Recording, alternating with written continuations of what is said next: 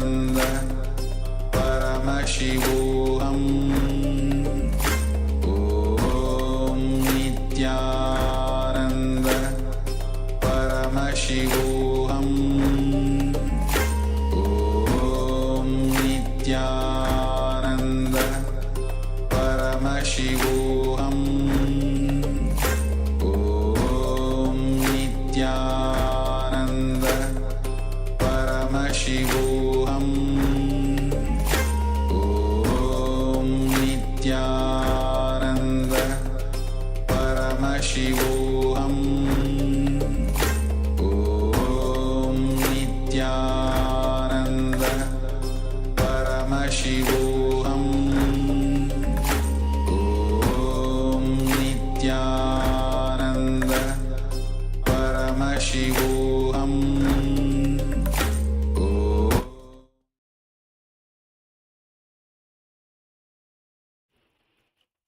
Yes. You can relax now.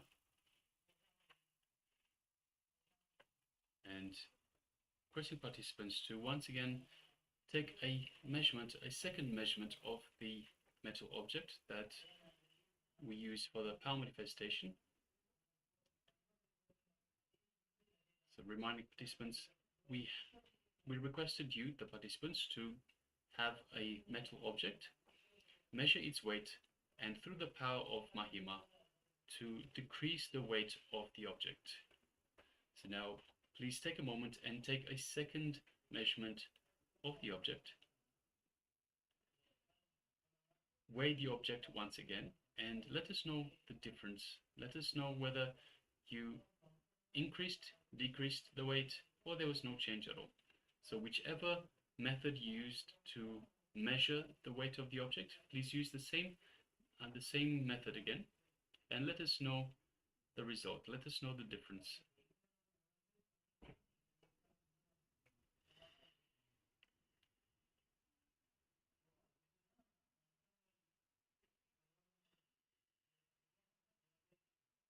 So for those of you in the Zoom room, let us know in the Zoom chat.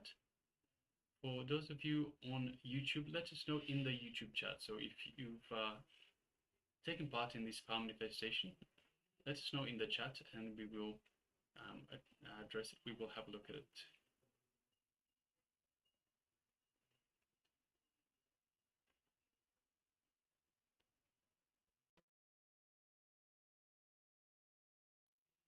Yes, we've had Ma Sia Wu that says not manifested. Okay, thank you for sharing.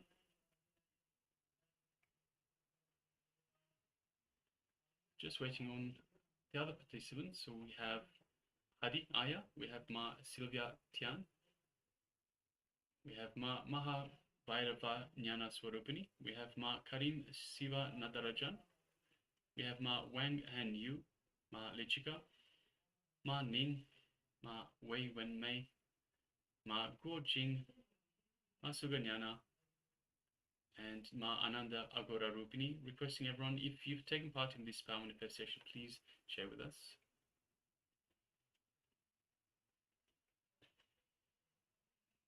Okay, thank you, Manning, for sharing.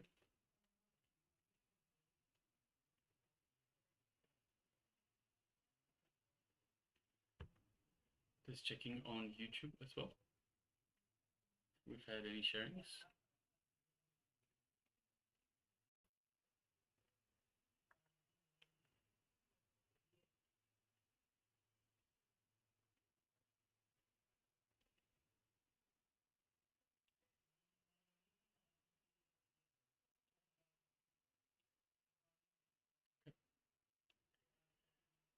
All right, so if you still would like to share, if you're still in the process of sharing, please continue to do so.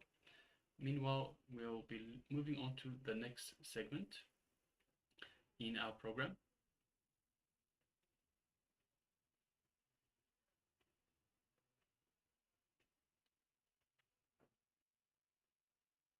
So we'll be going on to another powerful revelation by the Supreme Pontiff of Hinduism on you are the source. So you are Paramashiva, you are the source of everything.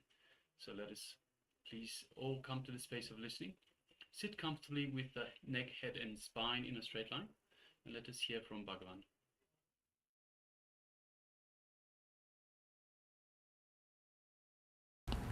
In the Agori tradition is the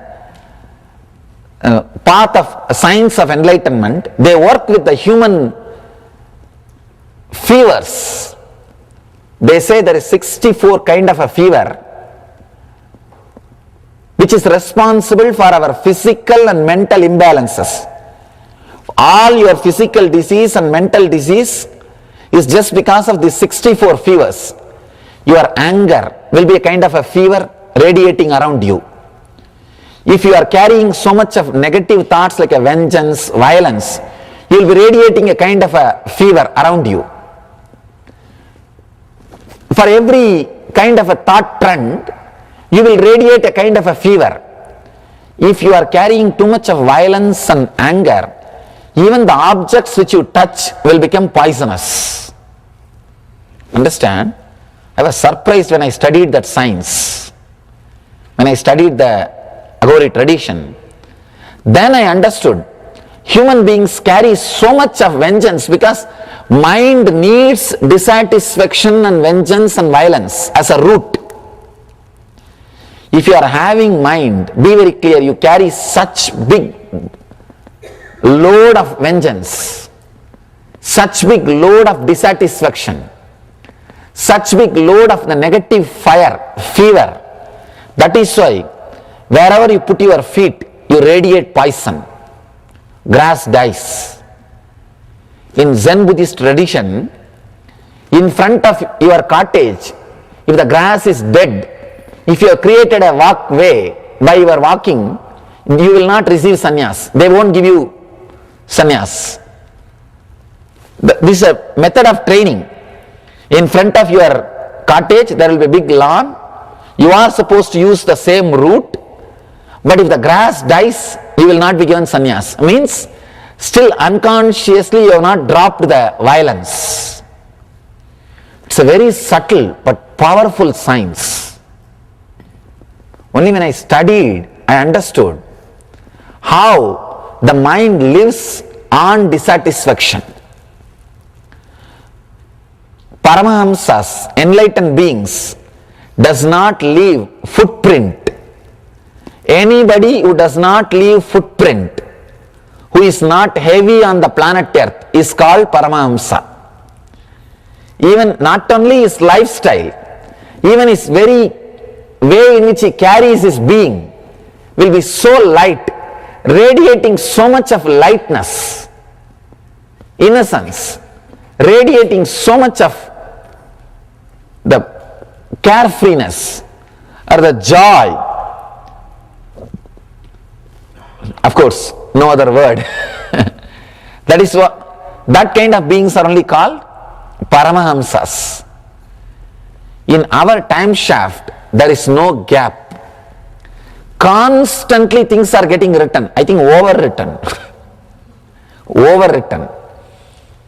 Our mind, how much it feels dissatisfaction, that much it does not feel satisfaction. You can see when you feel the hunger, at first you will feel in the navel center. After a few minutes, you will feel all over the body. Then it will become irritation, shouting at everybody, and your whole body will be burning, literally. But you don't feel the same satisfaction after you dump the food. You may be filled but not fulfilled. We may be filling but not feeling fulfilled. Same way, thirst. Before drinking water, we feel so much of thirst. But after that, we just take it for granted. After eating or drinking, the satisfaction which we feel, we do not cherish, we do not experience, we do not live it, we take it for granted. Any joy you can see in your life, you take it for granted. You start asking, what next? There is a beautiful stotra by Shankara.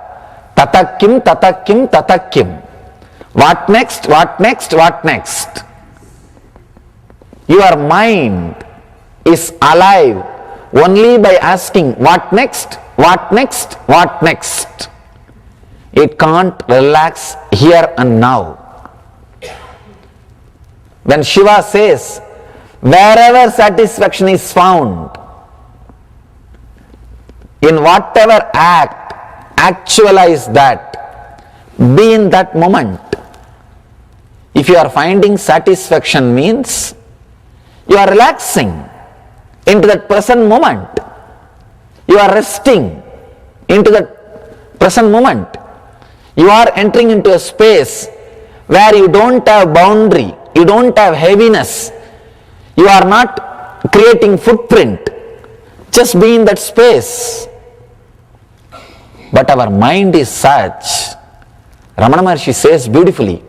There is a beautiful one-liner from Ramana Maharshi. He says in Tamil, I'll give you the translation. Before achieving, even mustard seed will look like a mountain. After achieving, even a mountain will look like a mustard seed for the mind. Before you getting it, even a mustard seed, small thing, will look like a mountain. Without that, your life will not move. For example, a cell phone or a shoe, which you see when you go for window shopping. When you go for shopping, it's called window shopping, just seeing and walking. Particular kind of a cloth or some shoe or some cell phone. You just look at it. You have a thought. Why not have that? You say, no, later on. Let me save a little money and buy. You just walk. But the thought is in your mind. Your mind will now give all kinds of justifications why you should have that. If it is a shoe, it will tell, if I have that shoe, early morning 4:30 I can get up and go for a running, I will be more healthy. It will give all kinds of justifications, as if you will get that shoe and start running every day morning, as if your whole morning waking up and running is only in that shoes, and without that shoe you can't get up or you can't do any running with your old shoe. No, nothing. Your mind will create all kinds of scene. And with that cell phone you will really start doing lot of business and develop all your relationships. It will give all kinds of ideas. If I have that cell phone, I will be able to call every time. I can keep up with my business, or I can take care of all the relationships. Some idea. Same way with that cloth. I think that cloth will really look nice on me. I'll really feel more confident and courage. And it will give all kinds of ideas. And somehow finally, because your mind says so many times again and again, you may save little money and get that shoe. First few days, you will not even remove that shoe when you go to sleep. It will be there in your leg even when you fall asleep. It will be almost like a part, Karana's Kavacha Kundala. The Karana's Kavacha Kundala can't be removed from his body. It will be just like that, just always with you. After a few days, you will say, okay. Whenever you go for some parties or some time, you will wear. After a month, rarely, maybe some important thing. After 3 months, it will be lying near that small corner room which is always under that staircase. Nobody will be there even to clean or polish it. It will be lying there. You can see your mind.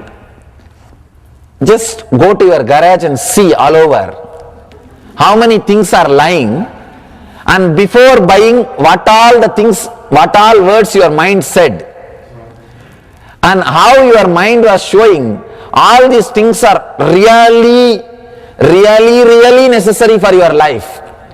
Especially when you read that Sky Mall magazine,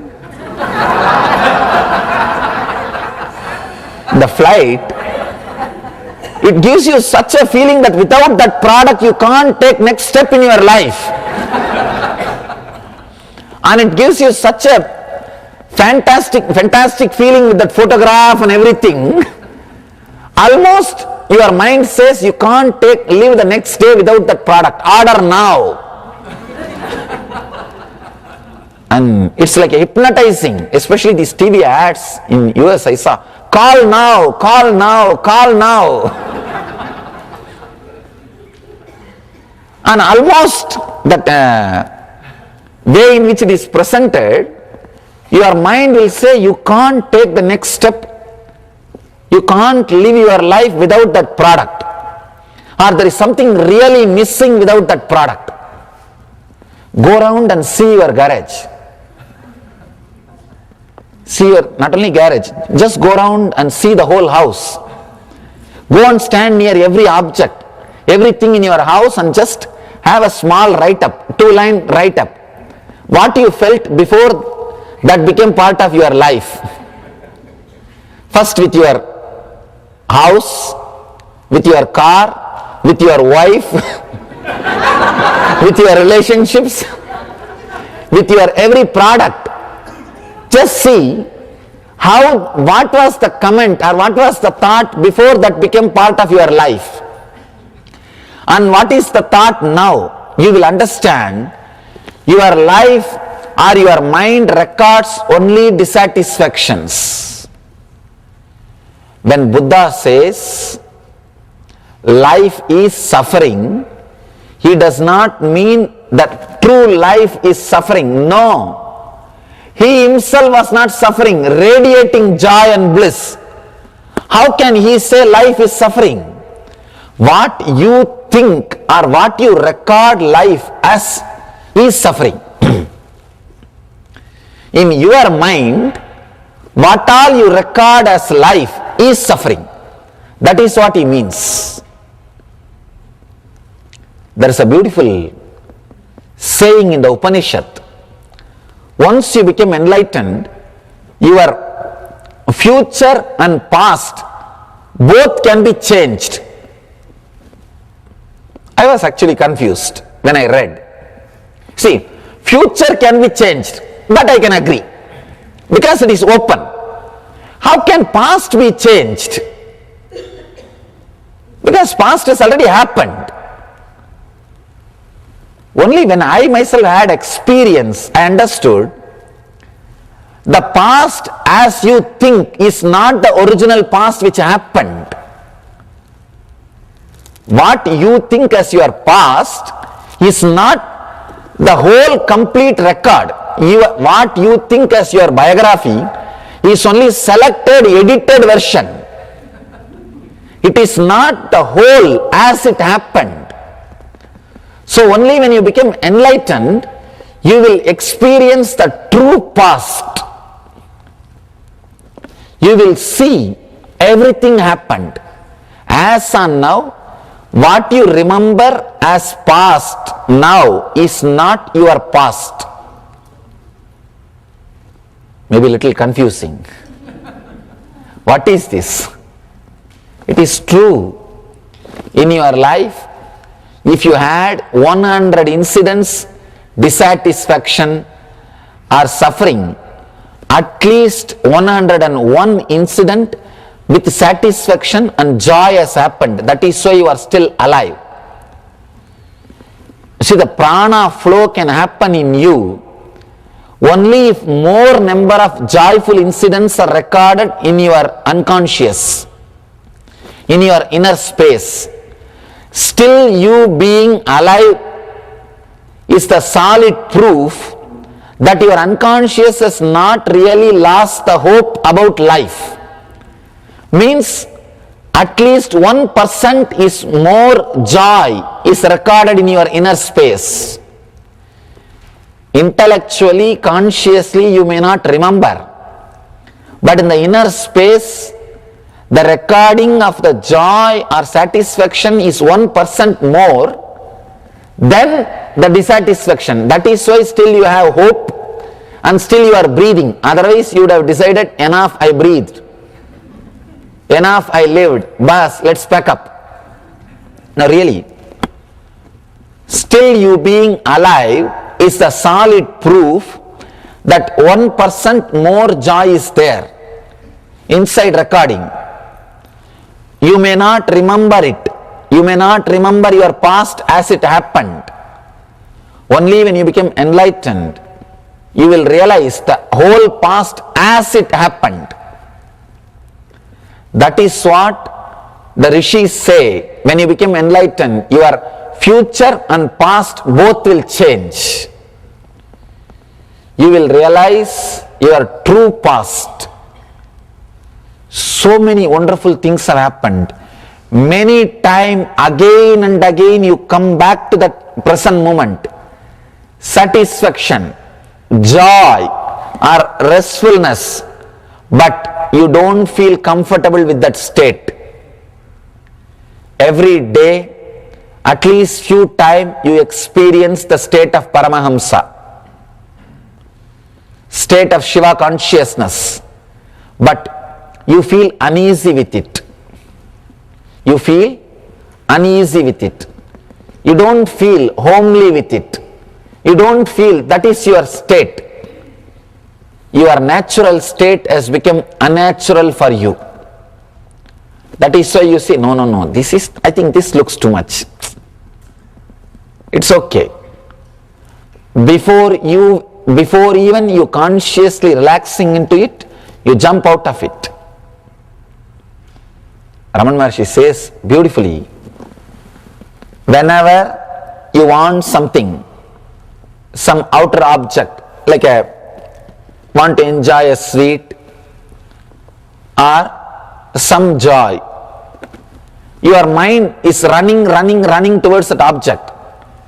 The moment you put that object into your mouth, or that object comes in contact with your senses, immediately the running stops, you come back to the present moment. You falling back to the present moment only radiates joy and satisfaction. Then you start thinking that joy is coming from that object. No. If the joy is coming from that sweet, then after 10 sweets, the joy should be more. But it is not. See the logic. As you believe, if the joy is from that sweet, after 10 sweets, the more number of sweets, joy should be more. But it is not. Why? It is not from that sweet. It is because your mind falls back to yourself. He gives a beautiful example. Dog which got a dry bone is biting the dry bone. Somehow the dry bone started poking into its own gums and blood started flowing. The dog is just enjoying that blood and thinking that blood is coming from that bone. How the dog is mistaking the blood from his own mouth is the blood from the bone and enjoying it. Same way, you also, when you experience the sense pleasures, when you live those sense pleasures, the joy which comes out of your own self, you attribute it to that object. If the dog starts thinking that blood is coming from that bone, it will just bite the bone more strongly. Same way, you catch that sense object more strongly. But suddenly you will see the emptiness. After 10 sweets, no more joy. Because your mind is now accustomed to the sweet. Even when you put the sweet in your tongue, it is not ready to rest. It is asking what next? What next? What next? It is not relaxing, resting into that satisfaction. Now you play the next role. Oh, there is no joy in the sense object. One side of your mind is saying, there is no joy. The same joy is not there in that sweet. But your inner mind is telling, no, you are doing wrong. I think try once more, try little more, we may get little more joy. Because you are not ready to believe that there is no joy in the object, because that's the only thing you have in your hand. If in that also there is no hope, means what will happen? You become hopeless. That is too much. So you try to hold on. So you try to add rasa, juice to the object from your own being and try to enjoy. You are not ready to believe that there is no joy from the sense, from the object. The joy is from your inner space because you are relaxing. Rest. Mahadeva says beautifully, wherever satisfaction is found, in whatever act, actualize this. In Zen, they have something called tea ceremony. It's nothing, just they will prepare tea and drink. But that is given so much of spiritual significance, you will be surprised. All the monks will sit around and that they will be just sitting and listening to the sound of tea boiling. That water sound, glug, glug, glug, glug, glug, glug, glug, glug, glug. And that beautiful smell of the steam. And just with a deep meditative mood. And when they pour the tea, just that sound which is created with a full awareness and your deep thirst for the tea or that feeling to sip the tea, just be with that. And beautifully when you sip the tea, the whole tea traveling inside your system, and that satisfaction it is creating inside your system, and that beautiful restfulness and that relaxation or satisfaction which comes because you got what you want. The whole mood, the whole thing, just a cup of tea can lead you to enlightenment. Understand? Just that satisfaction, if you can live intensely, there is a beautiful truth behind this whole tea ceremony. Let me explain the truth, then you will understand the Mahadeva or Shiva's technique. In your inner space, two things will get recorded, two samskaras will get engraved. Samskara means the engraved memory which is powerful enough to make you go through the same action. If you are addicted to coffee, morning 7 o'clock, once you hear the bell 7, inside coffee, addiction, you see addiction word can be defined, understand this definition, without that object you will feel deep dissatisfaction, with that you won't feel much satisfaction, is addiction. Understand, this is the definition of addiction. With anything, without that object you will feel deeply dissatisfied. If you can't smoke, at that point you can't stand, like you will feel so restless. You will walk here, you will walk there, you will go to bathroom, you will walk here, you will walk there, and you will be shouting at everybody, you will be kicking the shoes, you will be kicking this, you will be doing all sorts of things like Tom and Jerry. But once you smoke, the joy will not be too much. You will take it for granted. Okay, next. That is what is called addiction. The powerful engraved memory which can make you go through the same action again and again without giving you the satisfaction is called samskara. Samskara and mantra, both are opposite to each other. The words are the memory which stays in you and makes you more and more dull and addictive is samskara. The words are memories which stays in you and liberates you more and more from your bondages is called mantra. The words which stays in you and liberates you is mantra. The words which stays in you and binds you is samskara. That's all. Understand? When you are caught with these samskaras, when you don't feel the satisfaction of what is happening inside you, you will record more samskara and less experience. Let me repeat once more. Inside your inner space, two things will be recorded. For example, the memory of drinking tea and the joy or intense satisfaction which you felt during drinking tea. These two will be recorded. If that satisfaction, the joy, if it is deeply recorded, you won't need the same act of drinking tea again and again. If this experience or the joy or quality of satisfaction is not deeply recorded in you, you need this act to be done again and again. If there is a quality of experience in you, the quantity of act is not needed.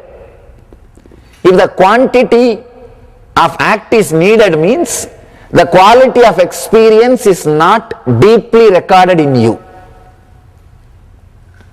That is why Mahadeva says, Shiva says in another one technique, anything you do with your conscious full awareness will liberate you.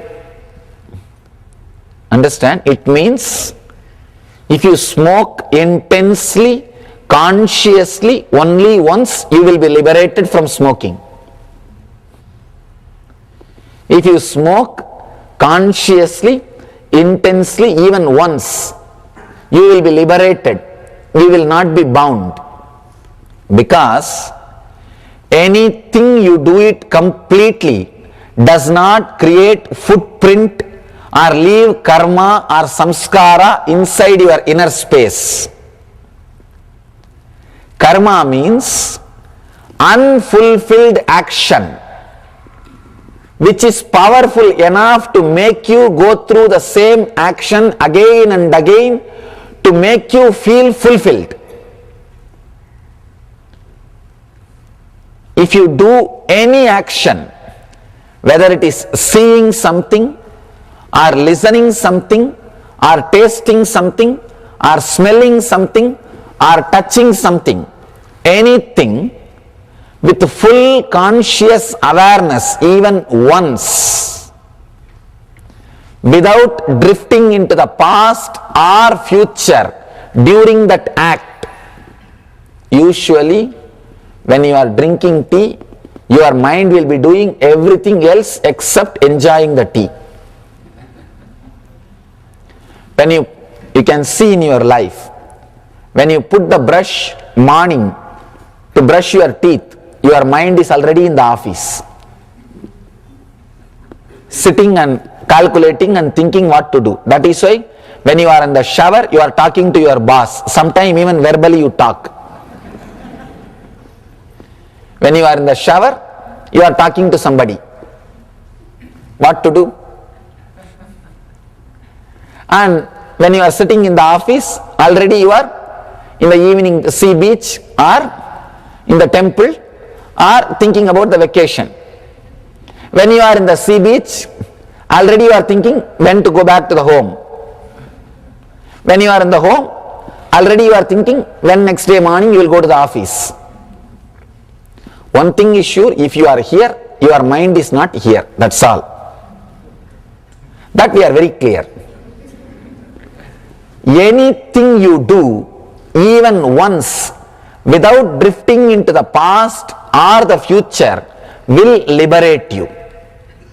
Any karma. Because you are embodiment of fulfillment. You are Purna. There is a beautiful Upanishad sloka. Purnamata Purnamidam Purnat Purnamudachyate Purnasya Purnamadaya Purnamevavasishyate. From the whole comes the whole, and if the whole is added to the whole or removed from the whole remains as whole. Maths cannot help. Logic cannot help you to understand this. And now, recently, the Western mathematicians are agreeing 2 plus 2 is not 4. No, really. It is 4 plus something. Whenever you add two things, it is not just a logical equal thing which we were believing always. No. 2 plus 2 is not just 4, because the adding action, that brings some result. See, 2 plus 2 is not just 4. Adding is an action. What about that result? Once you add 2 plus, you see, when the 2 is separate, 2, and there is another one 2, separate 2, these 2, when they are added, it is not just 4 plus the quality of adding. Now this 4 is ready to get added to anything else. Now the 4 has got a quality or the idea or the mental setup of getting added to anything. That is why 2 plus 2 is not just 4, it is something more. Because the 4 has now learnt how to expand itself. This just 2 do not know how to expand itself. This next 2 also do not know how to expand itself. When these 2 are joined together and became 4, now they have an intellectual property, how to expand them. They are something more than 4. Now they know the technique of how to adding more and more into them and how to assimilating or how to expand. Understand? That is why the regular logic is not a complete logic. The system of the Purnamata, if you understand this one Upanishad mantra, the whole comes out of whole and goes back to whole. If you take the whole out of the whole remains as a whole.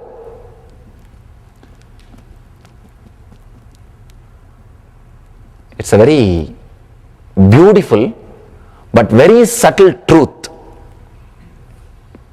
You need your full attention and awareness to digest this truth. But very understanding will transform you. You don't even need to meditate separately. The very understanding can transform you. See, now by your nature, whether you believe it or not, you are a whole being. You are a conscious being. Any action, if you do with that whole being, without drifting into the past or the future, the whole, which is your being, even if the action is done, you will remain as a whole. You will not become half. Purnamata Purnamitam. You will remain as a pure conscious being. But when you do some action, if you drift away in the past or the future, you will become part. You will not remain as a whole. Then samskaras are written on you. Then karma is created. You have to do the same action once more because you have not been in that whole state when you did that action. When you were smoking, if you were completely into that smoking, there was no other past or future, the whole was doing something holy, then you are not engraving or creating a karma or the memory. You are liberated from that action. You will not be inspired or forced to do the same act again. If you are half off when you are doing some act, naturally, because you have done only half, you have not achieved the full satisfaction, you will carry that engraved memory, which will inspire you, force you to do the same act, to feel the fulfillment through that act. That's all. That is the meaning of Purnamata and Purnamitam. Purnat Purnamudachyate Purnasya Purnamadaya Purnameva Vasishyate. If you remain as whole, if all your actions are whole, with a whole integrated being, you will remain as whole. Anybody who remains as whole, whatever he does is holy. Understand? Paramahamsas are not classified or understood by their action. They are understood by their being. Paramahamsas are recognized by their being, not by their doing. That is why when Shankara is defining Paramahamsas, when he writes his Viveka Chudamani, he defines Paramahamsa. They are like Pichasa, Balaka and Bagula. See, they are like a ghost, mad and kids.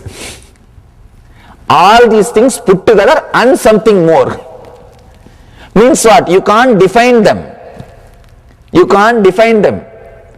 And in Paramahamsa Upanishad they say, no scale or rule or restriction binds them. They are completely liberated. They just live. They just live. They breathe the beautiful air of freedom, liberation, Swadantratva. Free is not the right word for Swadantra. Especially in this country, free word is too, it has got too much meaning, a different meaning. Only one thing, whatever they do it whole, that's all. Because they are whole, no samskara or karma gets inscribed, engraved in them. They are not bound by anything. They are just full, complete. Their inner space is full, overflowing with joy. Understand?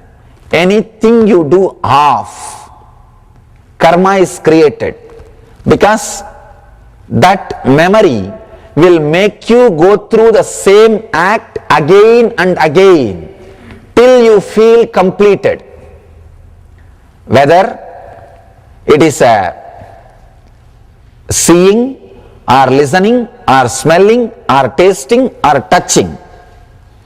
If you are whole, you are liberated. That is what Shiva says here. Wherever satisfaction is found, in whatever act, it may be when you see some of your friend, or when you see some scene, or when you hear some music, or when you smell some smells, or when you taste some food, or when you have some pleasure by touch, anything it may be, or when you are sitting and thinking or remembering something, anything may be, the moment you feel something is giving you satisfaction, just sit with that, go into that feeling of satisfaction. As I was telling you, two things will be recorded in you. The memory of the object, the memory of that satisfaction, that experience. If you are drinking tea, the memory of the tea and joy which you experienced during drinking tea. If you fill your whole being with the joy or satisfaction, there is no space for the memory of the tea to get inscribed. So the quality of your enjoyment or quality of your experiencing, the quality to experience will become sharp in you. So any small object can bring the same ecstasy in you. For Paramahamsas, you don't need big things to make them joyful. Just a small flower is okay. They are so joyful. Nothing is required to make them joyful. That is why they say Shiva is called Asudosha, means easily pleased. The Sanskrit word Asudosha means easily pleased. It's called Bolenath, means innocent. Does not need much.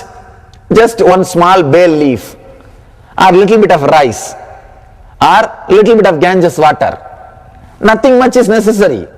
He is happy and he gives you whatever you ask. That's why it's called Bolenath. Patram, Pushpam, Palam, Toyam. Nothing else is required. Just one leaf or one flower or just a little bit of something is enough. Nothing else is required. Asudosha, easily pleased. Simple guys. He doesn't need too many things to get pleased. He's a very simple person. You can see Shiva. All useless things which is not used by society at all is around him. Rudraksha, which has no value. There is no economical value. It is just lying all over. Is that all? Is abharanas, ornaments, and all the snakes which nobody wants. Is his friends. And the place where he lives, burial ground, which nobody wants to go. That is the place where he lives. What is his cosmetics? The ash from the burial ground, which nobody will touch. And who are his friends and companions? Bhutas. And the bhutas, which nobody wants to even relate with. So he is happy with all those things. He does not need. He says, anything you think as useful, please you have it. Whatever the society thinks as useless, whatever is discarded, thrown away, he says, yes, I'll take care. That I'll enjoy. He's like a waste management guy. He doesn't bother about all useful things. That let people enjoy. I don't need. All those discarded, useless things, he is very happy with it. He doesn't need too many things to please him. Asudosha. Simple things are enough. Because his quality to enjoy is so beautiful, so sharp, he does not need quantity.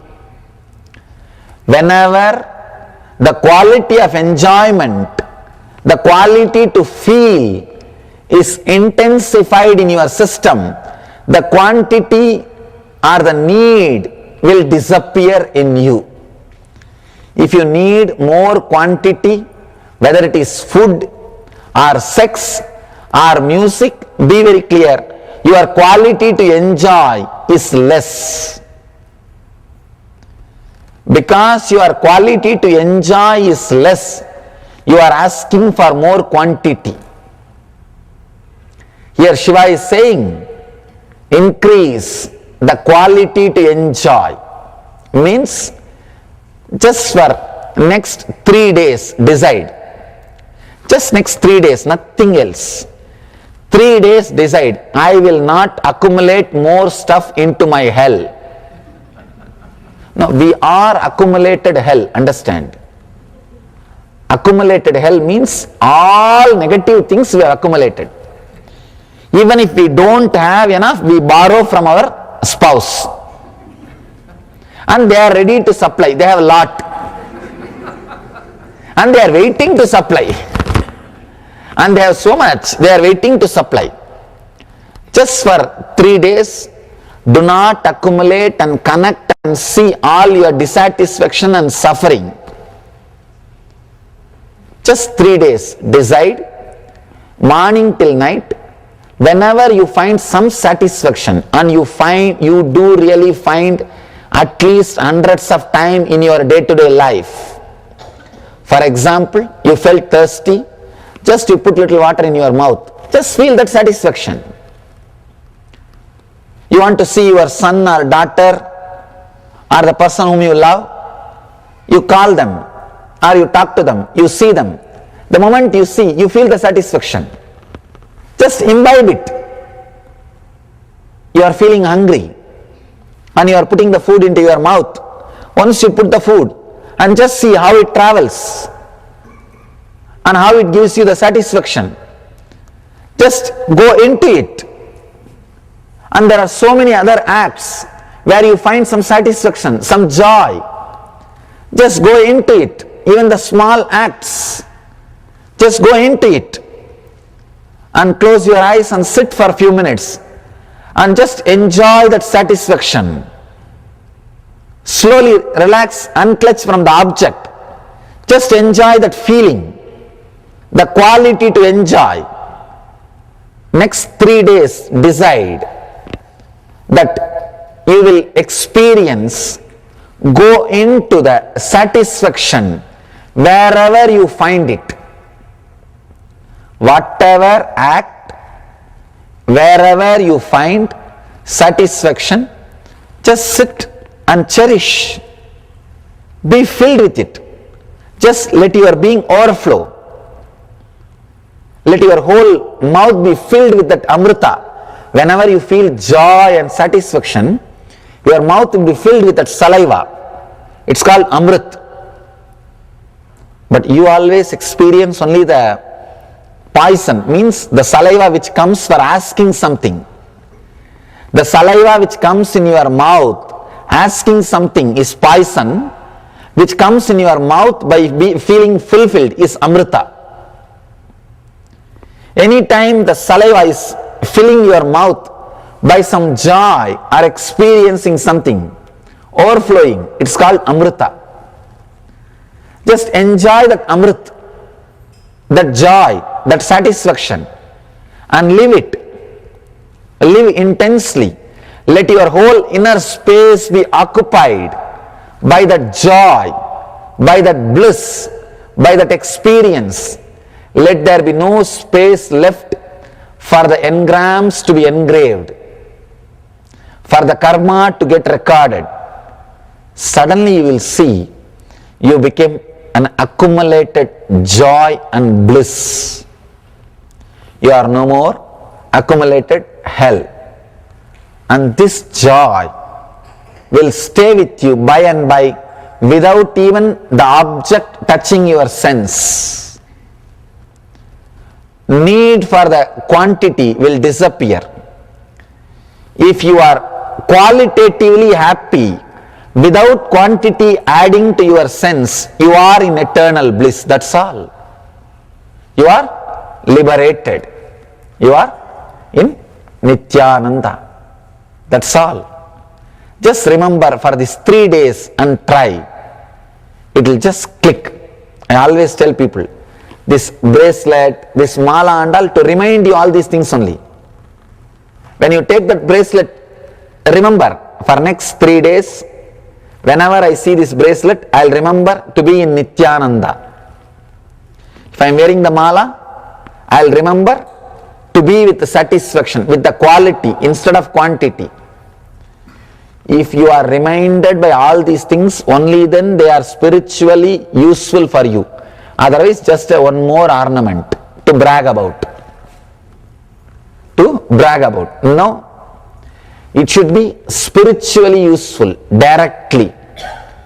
That is the reason you are given all these things. Directly, it should remind you about the higher ideals or the lifestyle which you took. Understand, these 3 days, remember and play with this technique. Suddenly it will click and open the new door. Let you all achieve through these teachings and technique the eternal bliss, Shiva's inner space, Nityananda. Thank you.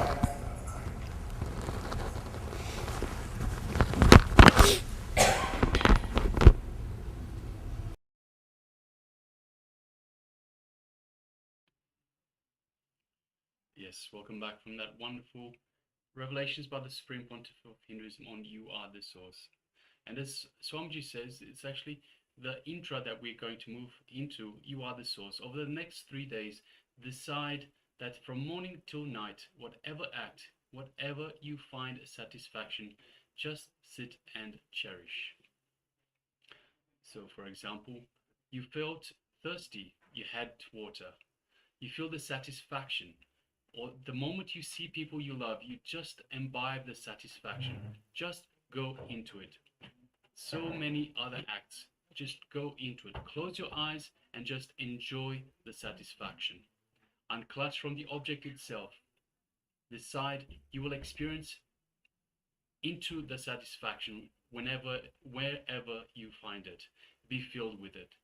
So let us take a moment. So requesting all participants will be displaying this slide for you.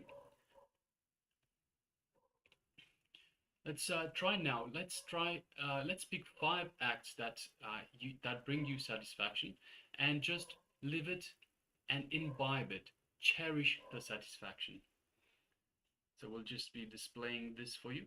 So requesting everyone to please take a few minutes and try this now. So any 5 acts that bring you satisfaction, cherish it and imbibe it. So for example,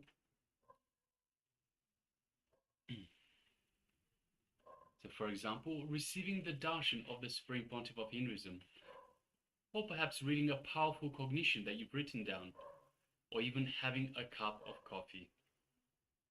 Write down 5 acts that bring satisfaction and then live it, imbibe it, cherish that satisfaction.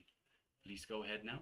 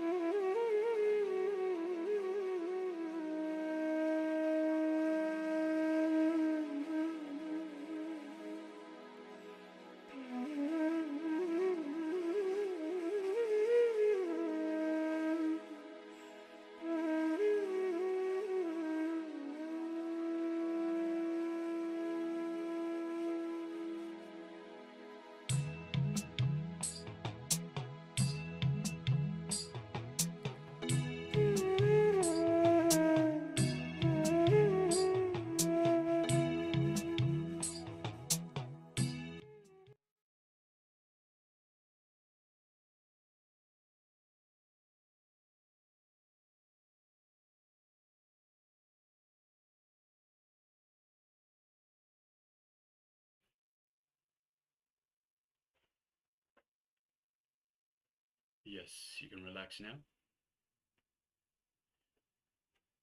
And if you have any questions about any of the parts, any of the program, any of the segments in the program that we have gone through, please let us know. Do let us know in the chat.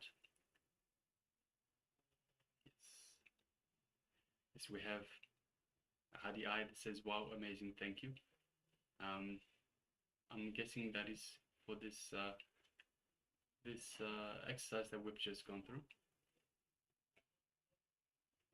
All right. Now let us move on to the next segment in our program, which is true renunciation is the best relationship with wealth. So requesting all participants, please let us come to the space of listening. Sit comfortably, but have your head, neck and spine in a straight line. And let us hear from the Supreme Pontiff of Hinduism on this very topic.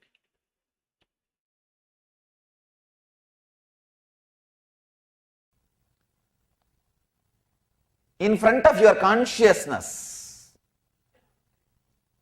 the mind brings wrong ideas. Means it's called wrong knowledge. But in front of your consciousness, whether it is right or wrong, anything is experienced is imagination. Except consciousness, anything experienced is imagination. Please understand. In front of your consciousness, if your mind brings wrong ideas, misconceptions, it is called wrong knowledge. Means for a wrong knowledge to happen, your consciousness needs to be present and mind needs to do something. But for imagination to happen, vigalpa to happen, nothing needs to be done. Anything experienced by you other than your pure consciousness is vigalpa. That is why we call samadhi state as nirvigalpa. Please understand. He is taking us to a very subtle plane. Sometimes you may not have wrong knowledge, but you will have imaginations. You may not have wrong knowledge, but you will have imaginations. A small story. One guy walked into the bar, sat next to a man who was sitting with a dog at his feet. This guy asked, "Does your dog bite?" That guy said, "No." This guy bent and patted the dog, and the pet bit him. Just bitten him. This guy shouted, "You said your dog doesn't bite? Just bitten me." That guy said, "Yes, my dog doesn't bite, but this is not my dog."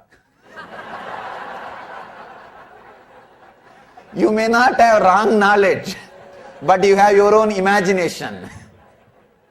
Understand? Your own imagination. Many times, vigalpa brings more suffering.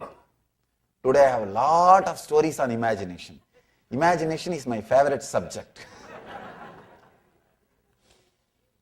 Because so much of suffering can be avoided if you understand imagination. If you just understand imagination. Viparyaya, even viparyaya is not that deep. If your mind can be relaxed from constant movement in the conscious layer, you can come out of viparyaya. But vigalpa, even your sleep is vigalpa. Please understand, viparyaya can happen only in your waking state or dream state. But vigalpa can happen even in the deep sleep state. Even if a deep sleep is a vigalpa. Viparyaya can touch only your conscious mind and subconscious mind. Means wrong knowledge can touch you, can disturb you only in the waking state and dream state. But vikalpa, imagination, can disturb you even in the dream, even in the deep sleep state. Sorry, not in the dream, even in the deep sleep state. It can disturb in all three states. You may think, how can vikalpa, imagination, disturb me in the deep sleep state? Sometime when you are out of deep sleep state, you will say, it was suffocating, as if somebody was pressing me. It is not a dream. If it is dream, you can remember and tell. It will not be like a dream. It will be like a deep suffocation. That's what we call vikalpa. Means imagination. Many times you imagine things. You imagine things. I have one more story for you about imagination. I'll read it out. It will be very nice. One guy goes to South Africa and sends a letter to his mother saying, "Dear mother, I am sending some pills which doctor gave. And if you take one, it will take years of your life." After a month, that guy comes back home. He sees beautiful young women outside his house sitting with a baby. And this guy comes back and asks, "Where is my mother?" She says, "Don't be silly, I am your mother." And those pills were marvelous. This guy says, "Oh God, I can't imagine. Only one pill. You are able to have a baby." She says, "Are you crazy? That is not a baby, that's your father. He took two."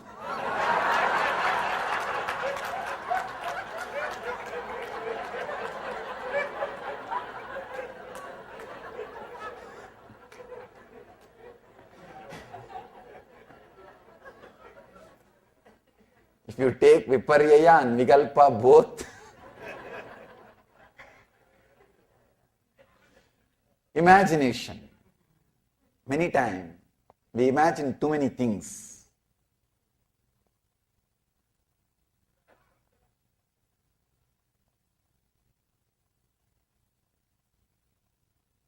Vikalpa can touch deeper zones than viparyaya. Means imagination can touch the deeper zones than wrong knowledge. Wrong knowledge is more like a logic. When you have a wrong logic, it's a wrong knowledge. But the vikalpa, imagination, is deeper than wrong knowledge. Patanjali says, imagination as opposed to reality is the result of mere words that is known as vikalpa or fantasy. Vastu sunyo vikalpaha.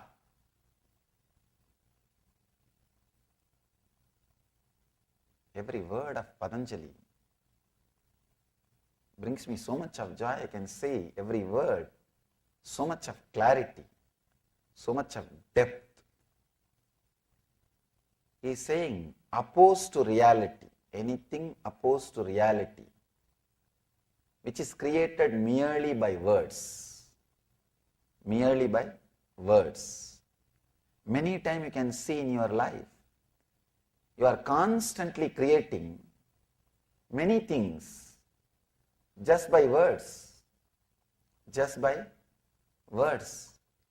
Simple words. You create your own theories. You spin your own moods, I can say. Your mind and body comes in contact with each other at 7 spots in your body.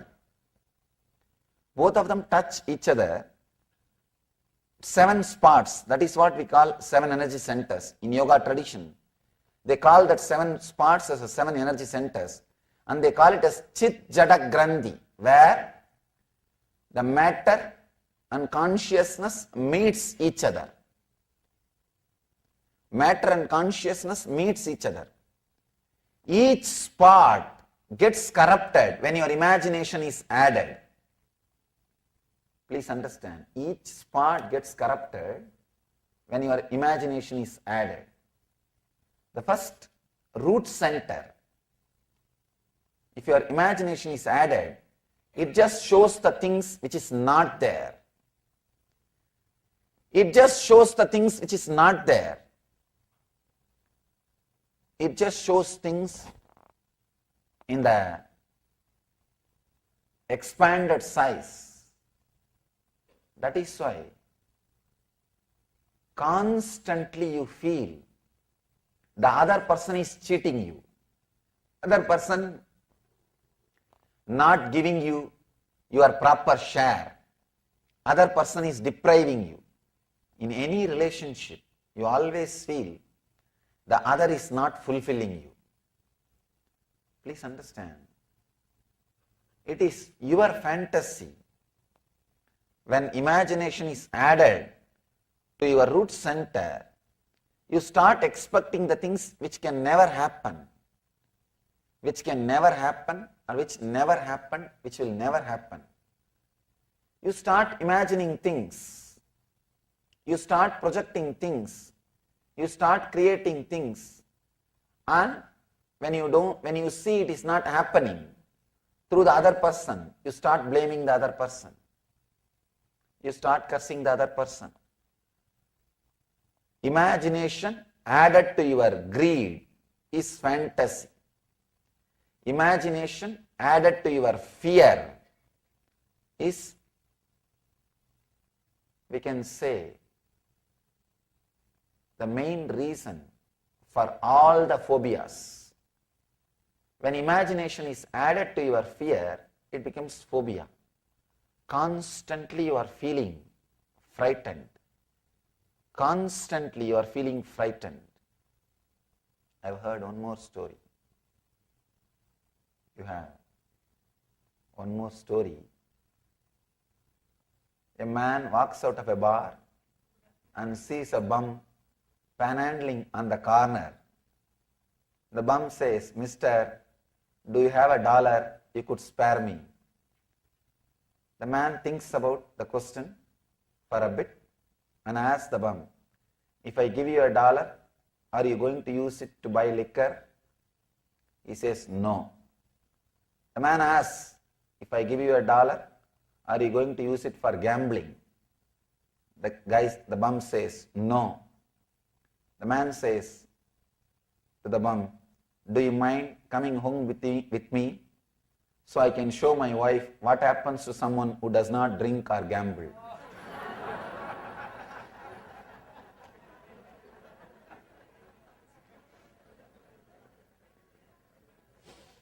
He has his own fear with the wife. Now he wants the proof.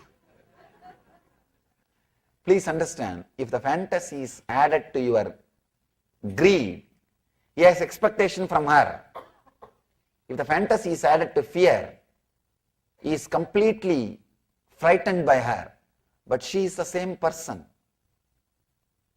The other person is same. If your imagination is added to your greed, you see her as much beyond what she is through fantasy. If your imagination is added to fear, the same way you see her much beyond what she is through fear. Whether it's imagination or fear, you see what is not. You see what is not. You start seeing things. You experience things which is not there. One more story for you.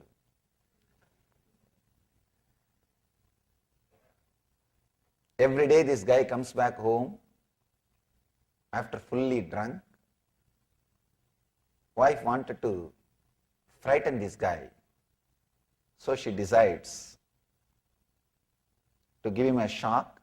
Every day this guy walks through a cemetery, late night.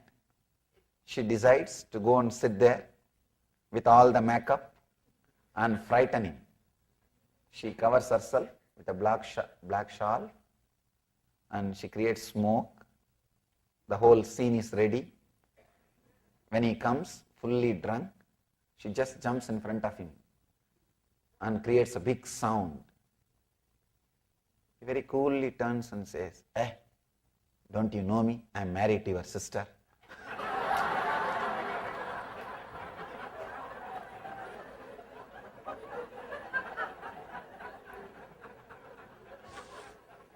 When your imagination is added to fear, again you see what is not there.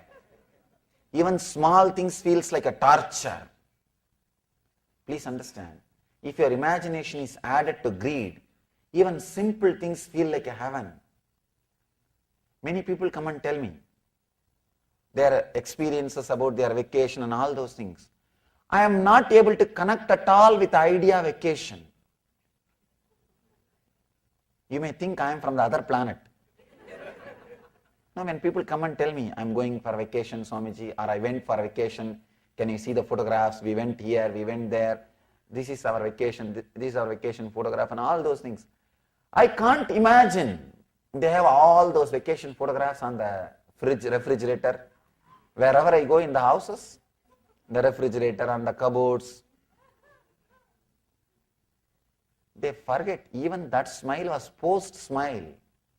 Whenever they see that photographs, they think, oh, those days when we went for vacation, it was such a joy, so much of ecstasy.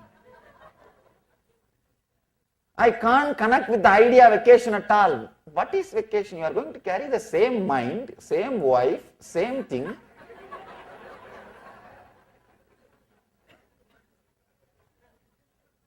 If you are sitting and worrying in the house, it is called homework. If you are sitting and worrying in the office, it is called business. If you are sitting and worrying in somewhere where you don't know, that's called vacation. I can't connect with that idea of vacation at all. Many times people try to tell me, why don't you take vacation, Swami? I tell them, what will I do? Even if I go there, I'll gather few people and start talking about something. Then let me sit here itself, at least people will be more comfortable in the hall. Instead of sitting somewhere where people will not have comforts, where I will not have microphone.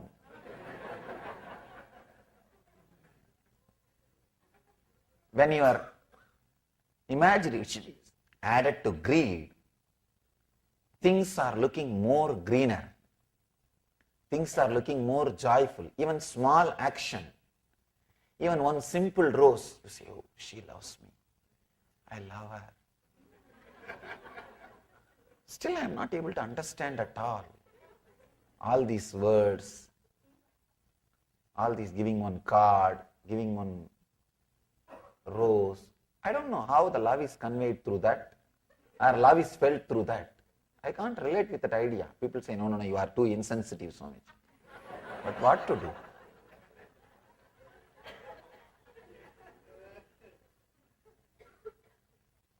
When imagination is added to your greed, everything looks sweet. Everything looks fantastic. You feel the other person is angel. But when one shift happens in the energy center, that same imagination raises 2 inches above to Swadhisthana, to the fear. The other person looks like a devil. The reality is the other is neither devil nor angel. He's a man. She's a woman. That's all. When we see the other person as angel or devil, we are suffering with vikalpa, imagination. We are suffering with vikalpa. Anything other than reality, if you see, you are suffering with vikalpa. You are suffering with vikalpa. One more story about vikalpa. I hate this modern art, he says to his wife. What a piece of crap that is. Wife says, no, that is a Picasso. This guy says, what about this one with all crazy lines? She says, that is Kandinsky. This guy says, oh, okay, how about this one? Where this guy's got a pencil neck, his nose is upside down, his eyes are on the same side of his head. She says, that is a mirror.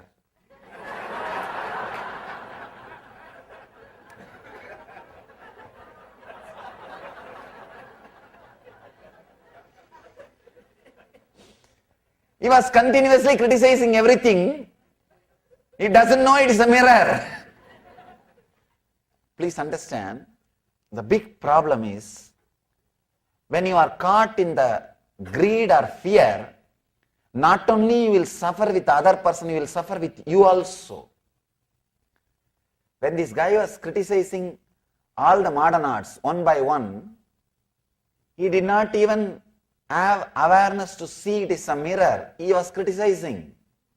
Same way, when you are caught with greed, if you are fantasizing about everything, you will not have awareness to see your own reality. You will fantasize about you also and suffer.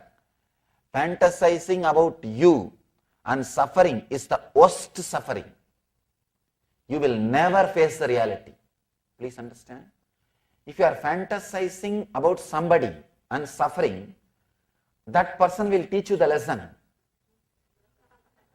You will understand. You will wake up. You have to wake up. You have to wake up. You can't continue to dream.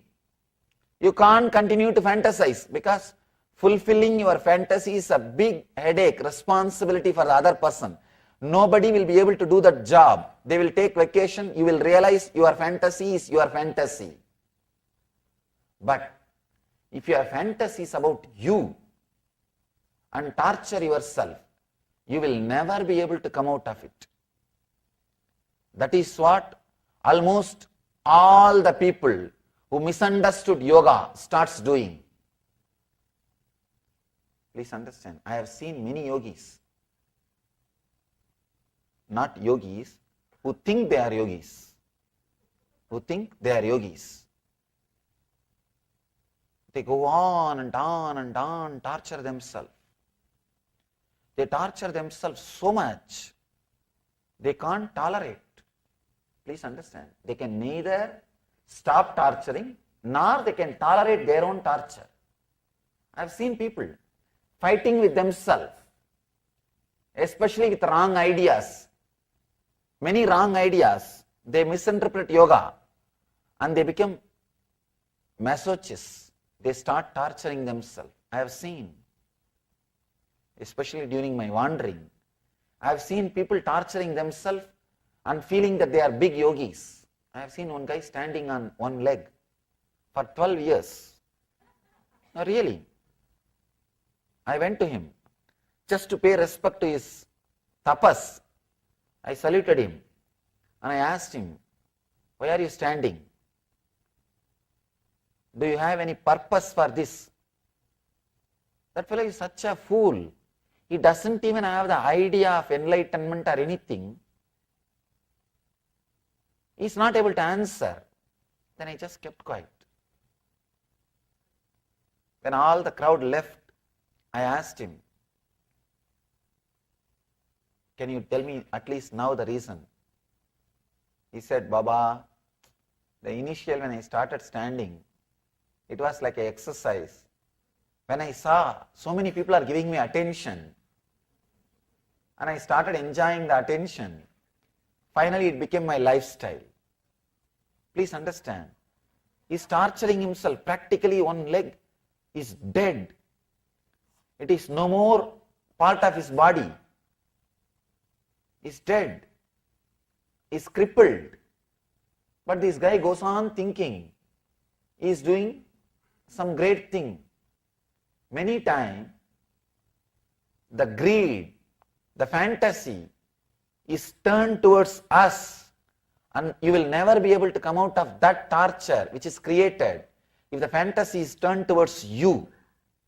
I can say that's the worst thing. Many times these yogis cannot enjoy themselves. not real yogis, who think they are yogis, the masochist people, they become sadist also. They become sadist also. They start torturing others. Actually, one incident happened the other day. From January till March, all of us, I think big group of our devotees and brahmacharis and brahmacharinis, all of us were walking, doing padayatra. During the yatra, we were crossing one city. There was a temple. Some of my brahmacharinis, young girls, took brahmachari diksha. Those girls were just laughing and walking, doing the yatra. There were few guys who think themselves as yogis. There's outside every temple in South India, you will see one bunch of beggars sitting in the yogi dress. And they talk all great Vedanta. They will be torturing themselves and torturing others. One bunch of fools were sitting like that. And my brahmacharinis were walking with the kavi. And they were joyful, happy, because they are living real yoga. And these guys saw them. They are so happy. First thing, these young kids are so happy. They can't tolerate. The second thing, they can't tolerate sannyasis can be so happy. That's another one big problem. So one guy started telling, see these Nityananda Swamis and Swaminis, wherever you go, they are there, laughing, joking. The other guy said, better, because they know the route we are walking, the other guy said, better let us go away to Salem. There we will not see these guys. We don't have to see these guys. The other fellow commented, no, he is popular there also. There also you will see people with his sannyasis, his devotees. The other guy said, no, let's go away to some other state. Only then we don't have to see these guys. Again, this fellow commented, no, in other states are also, he is very popular. You will see his devotees there also. Suddenly my brahmacharinis, they were keeping quiet. Now they said, it is too much. They turned and said, go to hell, you will not see our Swami's devotees there. That is the right place you need to be. Many times, these so-called yogis, they torture themselves. Please understand, the vikalpa needs to be understood in a very deep sense. Imagination not only related to others, imagination related to you also will bring torture to you. You will be torturing yourself. When you torture yourself, naturally you will give that to others. You won't give headache to others if you don't have one. Please understand. You can't give it to others if you yourself don't have. If you are giving it to others, you need to be clear, you have one. Many times, the so-called yogis start torturing themselves. If you have fantasy towards others, at least they will teach you that it is a fantasy, come down. But if you have fantasy about yourself, there will be nobody to teach you. You will continue to torture yourself. You will continue to suffer. You will continue to suffer with that vikalpa. And the next level is much worse. If you have fear about others, at least at some place where the other person is not there, you will be free. You will not have that fear. If you start creating fear about yourself, you can never escape from that. You can never escape from that. I have seen many people, they start creating fear about themselves. They start creating fear about themselves. They can never be free. They can never relax. They can never be at ease with themselves.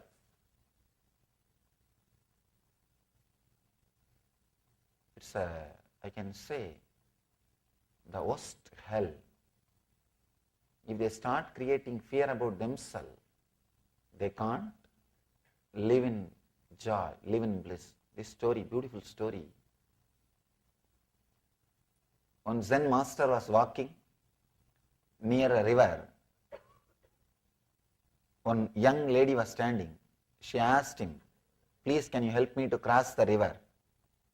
The master was with his disciple, young disciple. Master said, "No problem." He just carried her and left her the other side, came back. His young disciple can't tolerate. An enlightened person, a monk, how can you lift her? How can you touch a young lady first? How can you lift her and help her to cross the river? He is not able to tolerate, but somehow he kept quiet. When they reached the monastery, he asked, "How can you touch her and help her to cross the river? Is it not wrong?" The master looks at him and says, "I left her long before. Why are you still carrying her? I left her there itself. Why are you still carrying her?" He has his own fears about himself. Please understand. He has deep fears about himself. That is why he can't relate with the reality. He can't relate with the other person. He can't relate with the other person. In Ramakrishna's life, there is a beautiful incident. He lived with Sarada Devi till the end. They lived such a wonderful life. Many times he was criticized for living with his wife in the temple. He was in the Dakshineshwar temple. But he lived such an amazing life. The relationship between them was such a wonderful relationship. You can't describe it. You can't describe it. The real yogi relationship. He always used to answer them, respond to them, that they are afraid of themselves. That is why they are afraid of the outside person. Please understand, if you are afraid of the other, at least when the other person is not there, you will not have the fear. If you are afraid of yourself, it's like a fear of ghost. It will continue to be there. It will continue to haunt you. It will continue to shake you. It will continue to frighten you. It's the worst thing somebody can have. I've seen many times. The so-called yogis criticize me. What is this? You are sitting in such a big throne and so many disciples are serving you. I tell them, I don't have fear, I will get attached to it. You have fear. That is why you are afraid of it. I have seen many people. They are afraid of handling wealth. Please understand, renouncing because of fear is not renunciation. Many times, people don't want responsibilities, not because that they don't want the freedom which responsibility gives, just because they don't know how to handle the responsibility, the fear of responsibility. The fear of life, they start acting, I renounced everything. I have seen in Himalayas, the so-called yogis, they leave their house, everything, and come and settle down in a small temple. They will settle down in Himalayas. They will sit outside the temple for their food, taking bhiksha, for begging. They will become attached to that spot. Nobody else can sit in their spot. They will fight for that spot. They left their property. They left their house. They left everything and came here. Now they will be fighting for the 2 feet by 2 feet place. Means what? They did not renounce because they don't want. They renounced because of the fear of responsibility. Many times you start renouncing because of fear of responsibility. No. When you are sitting in this, one side you may have the fear. 2 kinds of fear. One, you need to maintain this. Second, you may get attached to this and start suffering. If you are renouncing because of these 2 fears, no, that is no way going to help. I have seen many people renouncing for various reasons, but it is not renunciation. It is doing the same thing through the other way. I have seen people, they renounce all their gold, wealth, everything and come away to Himalayas with one kamandalu, water pot. But they will get so attached to that pot, they will wash that pot whole day and keep it shining. I know one Baba is called Kamandalu Baba. All he does is 6 hours per day he will wash that kamandalu. First he will wash with sand, then he will wash with tamarind, then he will wash with the powder, then he will apply ash on that. And that kamandalu, that water pot became his brand. Many times people do that. It's not renunciation, doing it in the other way. I have one more story for you about that. This guy goes into a bar and orders 3 separate short glasses of Irish whiskey. He drinks all 3. He does this day after day after day after day. The bartender finally says, you know, I can put all 3 of those shots into one glass for you. The guy says, no, I prefer it in this way. See, I have 2 brothers. They are abroad. I love them. This glass right here feels that I am drinking for each one of them. I feel all 3 of us are together here and drinking. And the guy continues to come in day after day, does the same thing. The bartender also continues to set up 3 glasses. One day, the guy comes with a long face and says, give me 2 shots today. The bartender is shocked. He thinks something wrong has happened. He asks, what happened? Did something happen to one of your brothers? Bartender asks. No. The guy says, they are okay. It is just that I decided to quit drinking.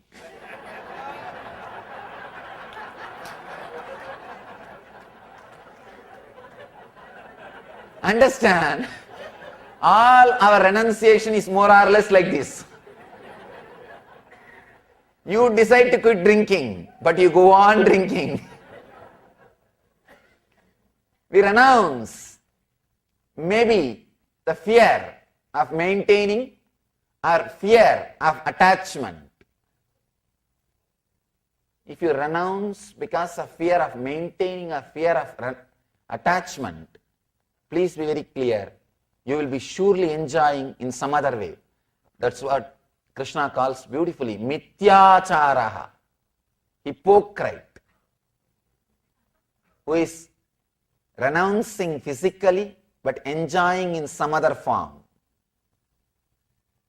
I can say one of the worst curse happened to India is this mithyachara. In course of time, people have started renouncing because of their fear of attachment, fear that they may get attached, or that fear they have to maintain. Out of that, when they started renouncing, they never achieved yoga. And people have started thinking, this renunciated, these guys have become yogis. No. Understand? Renunciation which happens because of vikalpa is not yoga.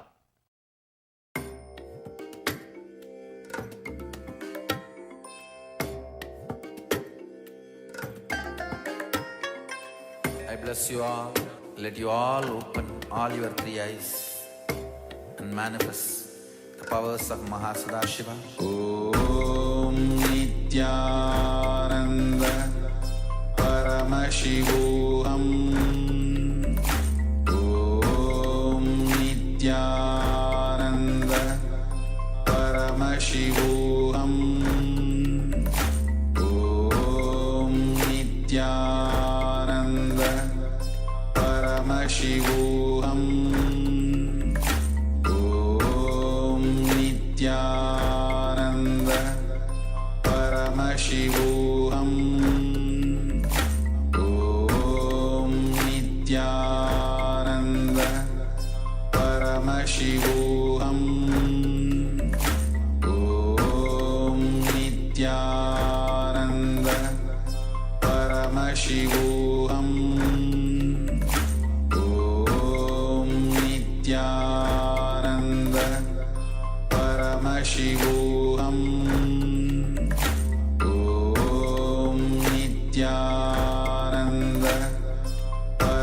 Paramashivoham Om Nityananda Paramashivoham Om Nityananda Paramashivoham Om Nityananda Paramashivoham Om Nityananda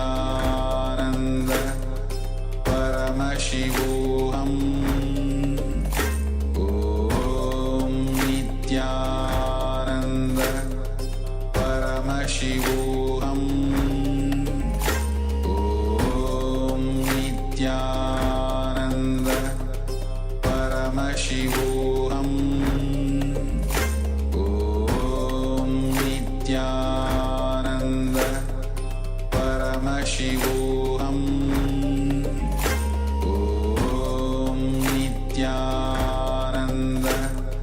Paramashivoham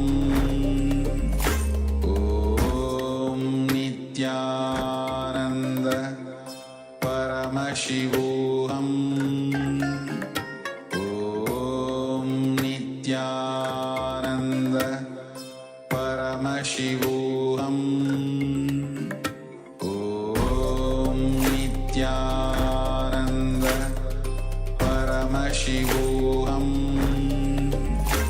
Om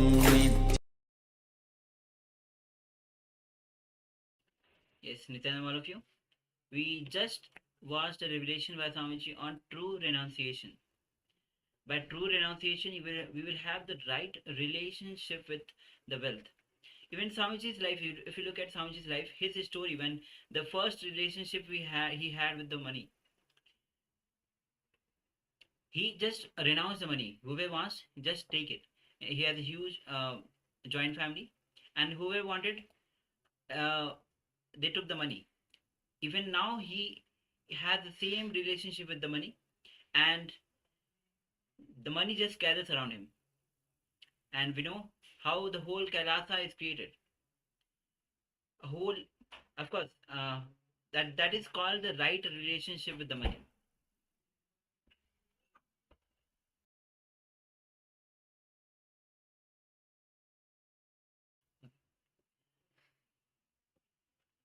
So just remember this idea. Try to analyze what this powerful cognition Swamiji is going to be sharing now. And for the next 11 days, remember, whenever consciously you are imagining, remember, imagination leads to suffering. I should use this to go to joy or bliss. Just remember this. So, for the next 11 days, we are going to be remembering imagining leads to suffering. Okay, this powerful cognition, if you do this sincerely for the next 11 days, you will see that all of the imaginations that we have inside of us will go. And imagination is basically fantasy. We want to experience something, but we are thinking that it's going to happen out of thin air without us doing the hard work to make it happen. So, intensely, when we do this for 11 days, it becomes a habit inside of us. So let's enter into a internalization exercise. The first step is, if you are constantly, strongly remembering some idea in the waking state, the current state that we are in, continuously in the dream state also, you will remember that the same idea very strongly. For example, if you decide whenever you have a fear that somebody is following you or chasing you or ghost is chasing you, if you decide whenever I get a fear of ghost, I will remember my guru, my god. And how many of you have actually experienced this? You can pen down such ideas or the experiences. Many times when you walk around in the night, you feel threatened or you have fear of. Not only fear of the ghost, but fear of some people you might get attacked. That time, how many times you remember your guru, your god, so that they give the protection? So take some few minutes and pen down all such ideas, all such experiences that you have in your life. So have your pen and paper with you and let's pen down.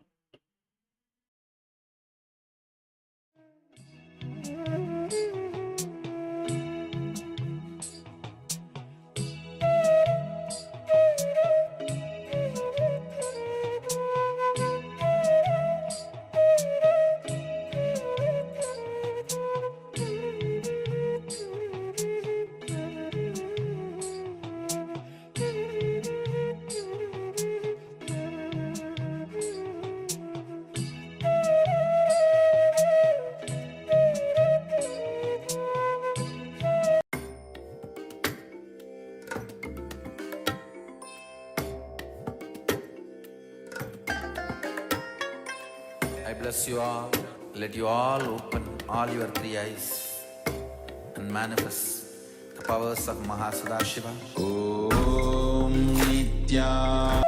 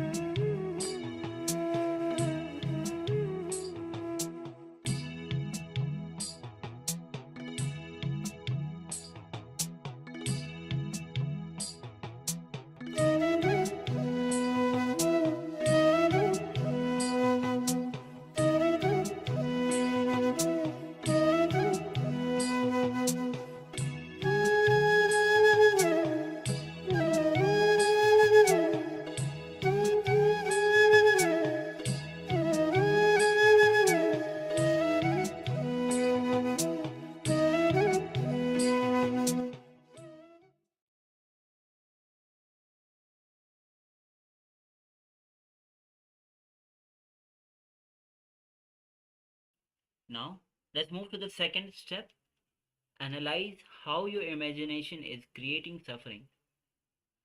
Pen down 10 such experiences. For example, sometimes you start suffering comparing with yourself. Yesterday, I walked half an hour. Today, I don't know what happened. You just start comparing with yourself. 30 years before, I used to walk 3 hours. That time, you were young. You conveniently forget the fact. Many times, you think, I should have treated myself like that. I should have spoken these kind of words. I should have expressed myself like this. I should have presented myself like this. But I didn't do, I did not do what to do. You repent. So let's analyze how your imagination is creating suffering. Pen down such experiences, 10 such experiences. Let's continue.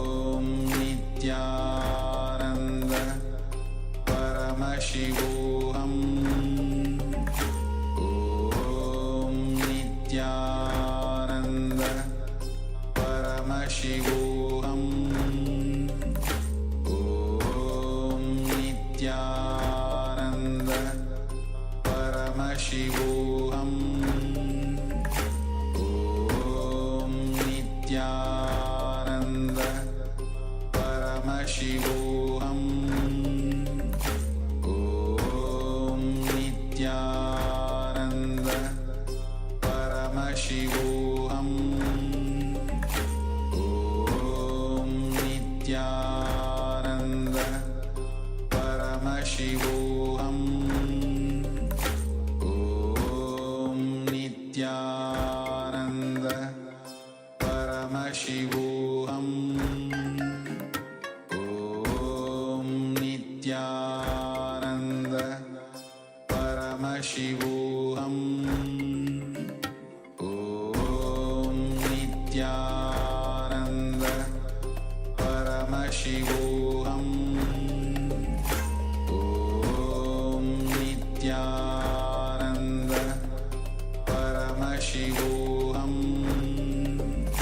Om Nityananda Paramashivoham Om Nityananda Paramashivoham Om Nityananda Paramashivoham Om Nityananda Paramashivoham Om Nityananda Paramashivoham Om Nityananda Paramashivoham Om Nityananda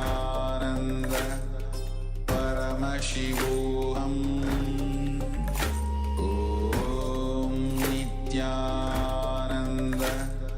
Paramashivoham Om Nityananda Paramashivoham Om Nityananda Paramashivoham Om Nityananda Paramashivoham Om Nityananda Paramashivoham. Now, let's relax, open our eyes, and start verifying our manifestation. Once again, place the object and see if there's an increase, a change, even a decrease is fine in the size of your object. And take a few minutes to verify your manifestation and then start sharing it with us in the Zoom chat. Let's take a few minutes now to do that. Om Nityananda Paramashivoham Om Nityananda Paramashivoham Om Nityananda Paramashivoham Om Nityananda Paramashivoham Om Nityananda Paramashivoham Om Nityananda Paramashivoham Om Nityananda Paramashivoham Om Nityananda Paramashivoham Om Nityananda Paramashivoham Om Nityananda. All right. So we hope that you are all able to manifest this power and do share your experience with us and the results of your power manifestation. And we'll now be moving into the next session. As today we are discovering the science of wealth consciousness that Swamiji has revealed, how we can create the best inner space inside us to manifest wealth in our lives. Now the next session is on completion with comparison and jealousy, which is one of the uh, big patterns that acts as a barrier for us to manifest wealth in our lives. So first, let's listen to Swamiji. Let's receive all the powerful cognitions from Swamiji, all the understandings on how comparison and jealousy stops us from manifesting wealth. And then we'll spend a few minutes to internalize and apply all of this to ourselves.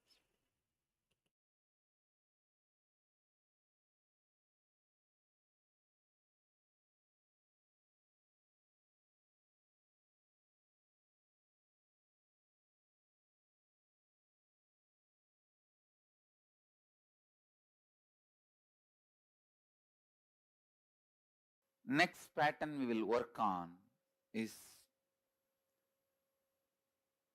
the pattern of jealousy and comparison. Vishuddhi chakra, throat center. The thought pattern of jealousy and comparison.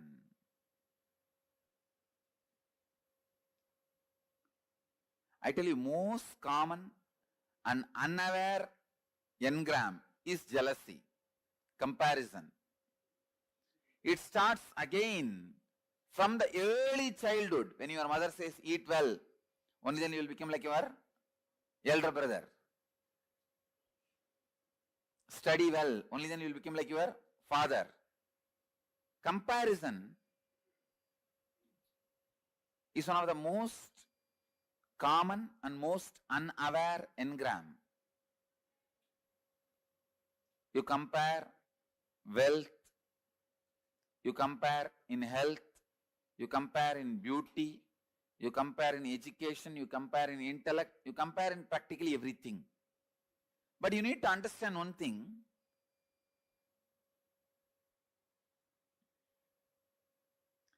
God is not an engineer to do mass production. Only in mass production you can compare one product with another. God is an artist. He paints each one of you. He designs each one of you. He carves each one of you. How can you compare between one art piece and another art piece?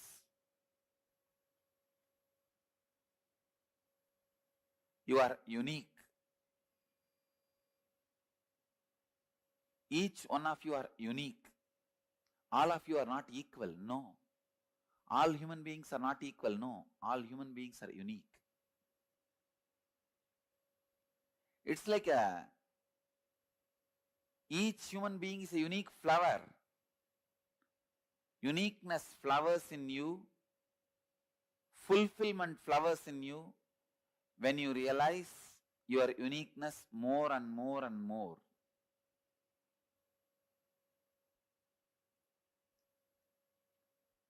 If you dig out the comparison engram, you will understand. Sometimes you waste years of your life just because of comparison. Your neighbor has a big house.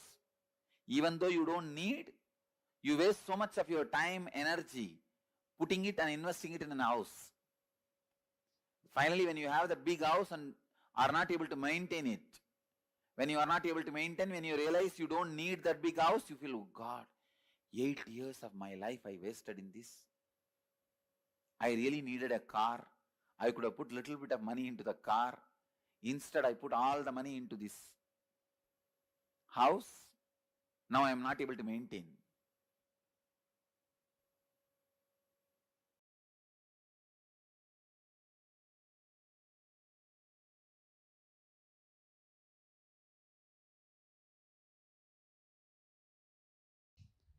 Please understand, if you are struggling with money, you are enjoying the struggle. You are not interested in manifesting. Please at least understand you are enjoying the struggle. You will feel abundance with your struggles. Oh, I want struggles and I have enough, let me enjoy it.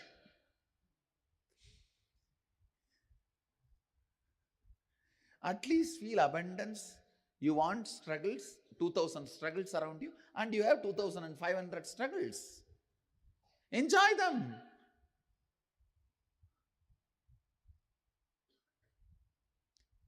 Please understand, there is no such thing as struggling with money. If you want to have struggles, you will have struggles. If you want to have money, you will have money. The people who have struggles, they want to have struggles, so they are having it.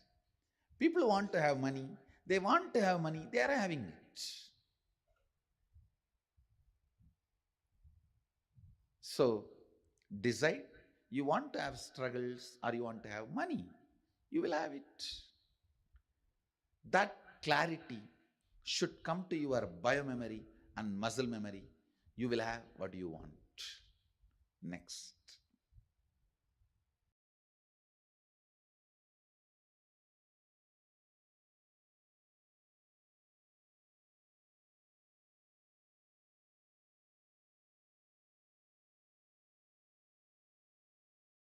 Please understand, in each of this, you have your vested interests. Many times, you visualize in poverty, you are free from all responsibility.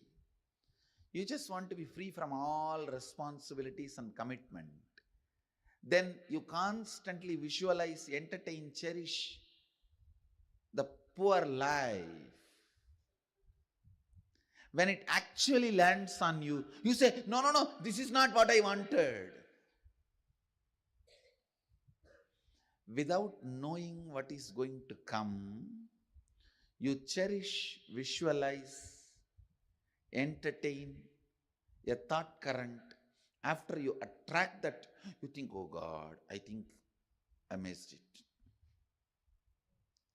Please understand, universe is intelligent and compassionate.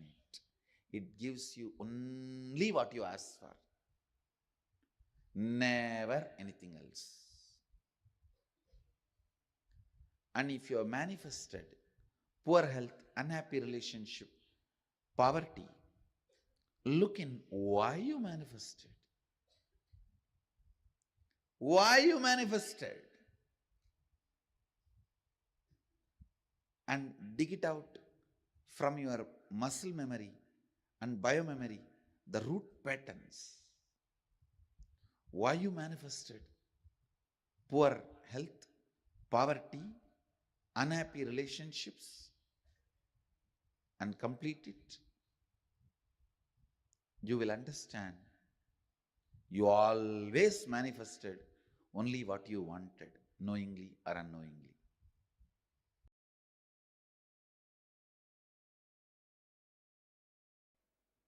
Throat center. A throat center. This throat center is blocked when there is a non-alignment between the imagination, expectation you carry about others and the others' expectation about you. Listen.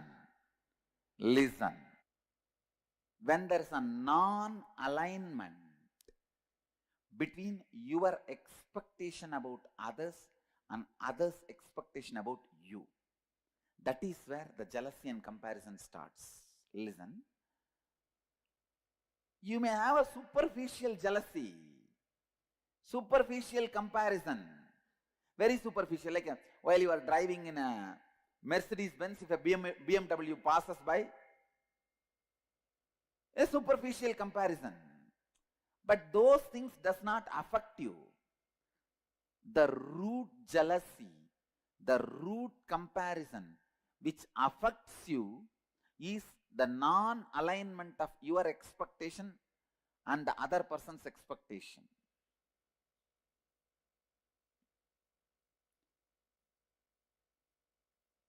How many of you have in your life the non-alignment between your expectation towards them and their expectation towards you? Both of them are not in alignment. Then you have a problem in throat center. Anyakara is what you believe and project others to be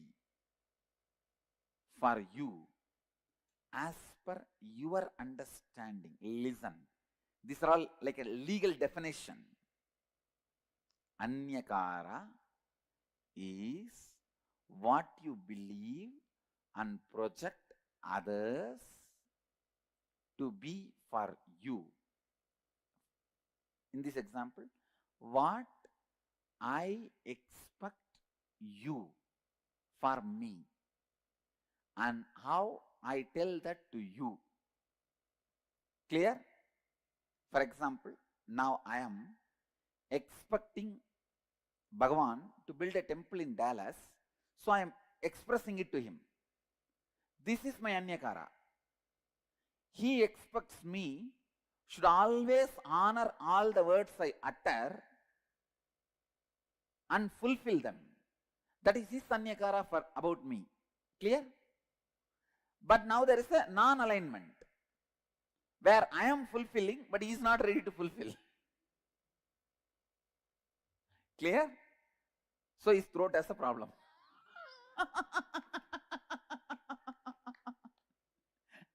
Now, is there anybody who are not cognizing?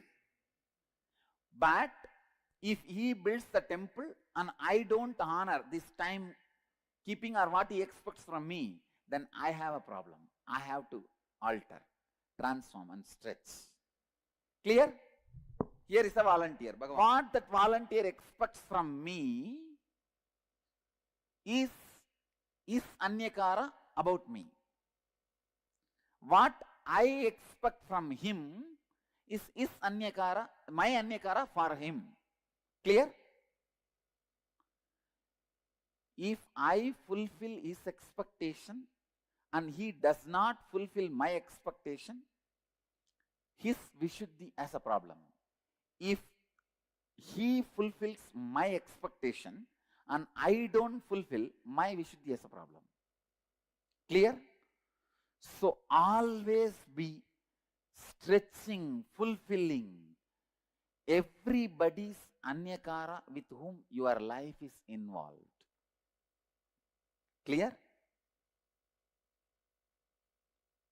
Still anybody? Not clear? Come on, come to the mic. If you complete that, you cannot fulfill his expectation, then yes, if you complete it, then no problem. then no problem. No problem.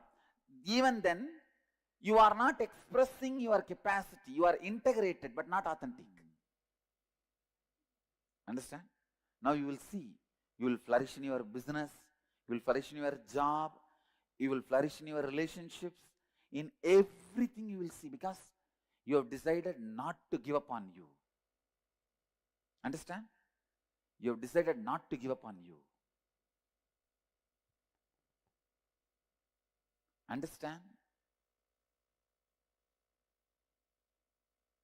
You saw the live demonstration of somebody opening their Vishuddhi center. When he said he will not, his Vishuddhi was locked. The moment he decided he is going to do, his Vishuddhi opens. So I tell you, not giving up on you and others is the way to open the Vishuddhi. Don't give up on people. I demonstrated, I don't give up on him. I was very authentic with him. Even if he does not want to do, I did not force him. I just left it. But I am not going to give up on him. I am going to wait. I'll wait and see to it he realizes sometime. When I carry that cognition, I am going to wait. Immediately he realizes. He realizes. So in all those moments, understand, my decision not to give up on you is the one which is pulling you up. That is the rope. That is the connection. Clear?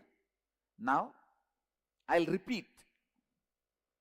My expectation about the other person is my anyakara about him.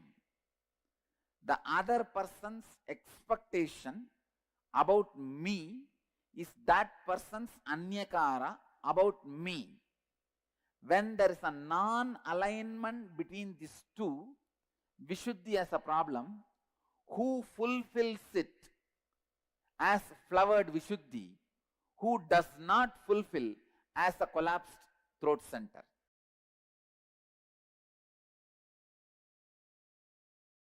Now listen. Let me come back to emotion retention and emotion fermentation. You get multiple types of emotions, almost all emotions every day.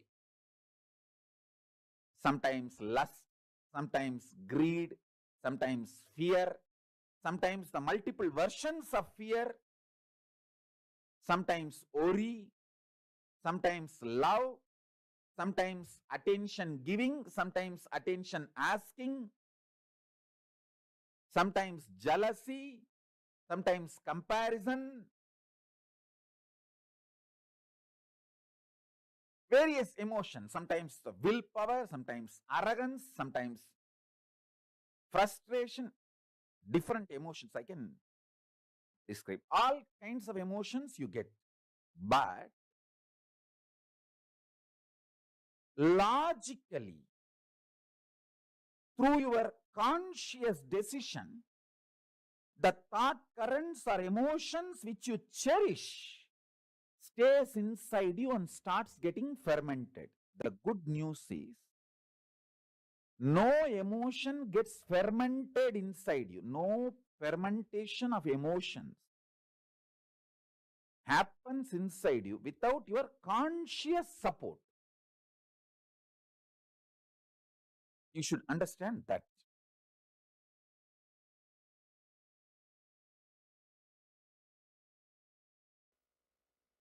Please understand, I am talking a practical science. Listen. I am giving you the essence.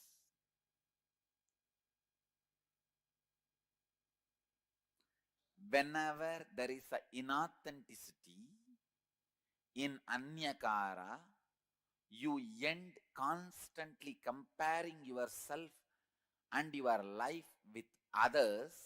You end up with jealousy, hurt, anger, suffering. Then you are caught in comparison and jealousy. Jealousy is outcome of deep innate violence you carry. Listen, I am putting it in a better way.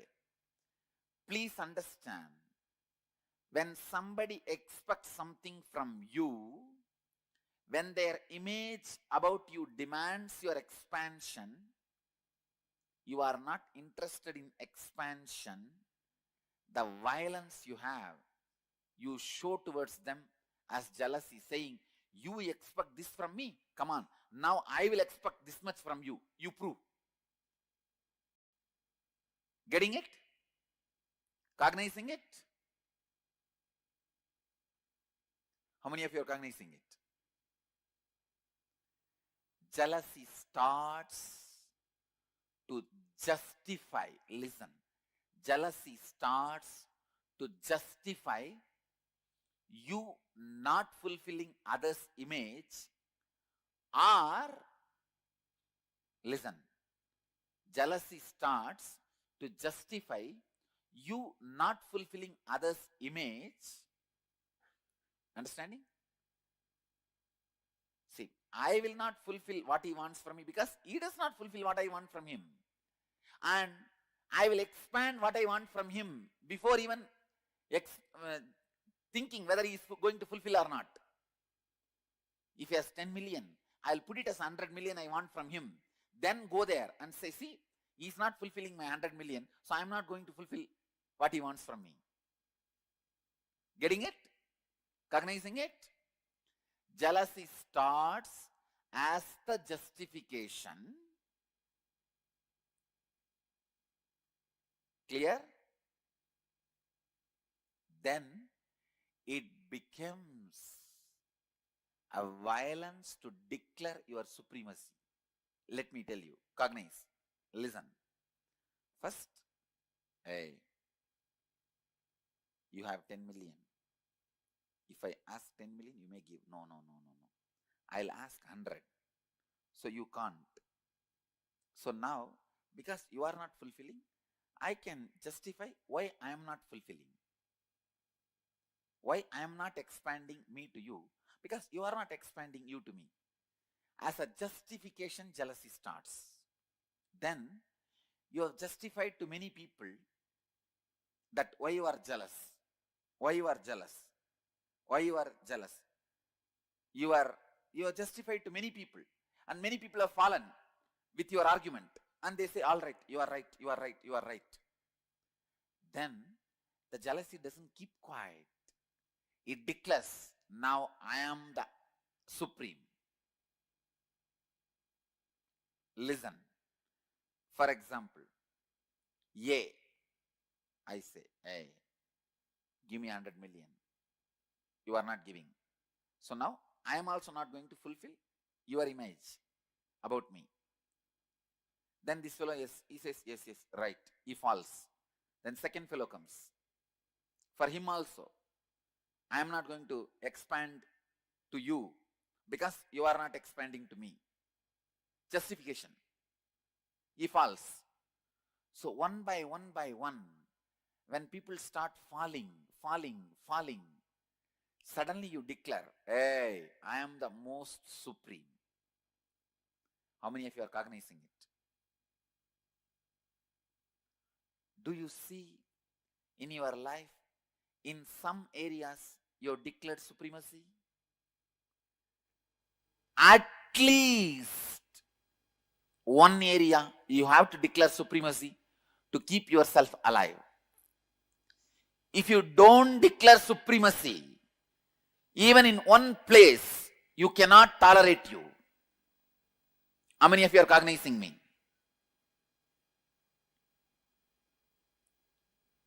Clear? Where you declared supremacy is the root jealousy suffering pattern with which you are struggling. Listen, look in and verify at least 2 situations that happened in your life where you experienced jealousy and used it as a justification mechanism. Means, he is not fulfilling, why should I fulfill? I am justified. Some way. And look in and identify, write down how this jealousy became a defending mechanism, defending you from your own inauthenticity.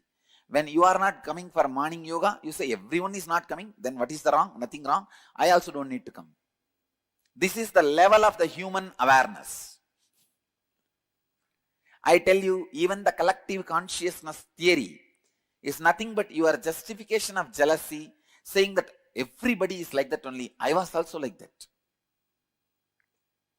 And the third, look in and identify and write down how your defending mechanism protected your inauthenticity and how you declared supremacy of your inauthenticity.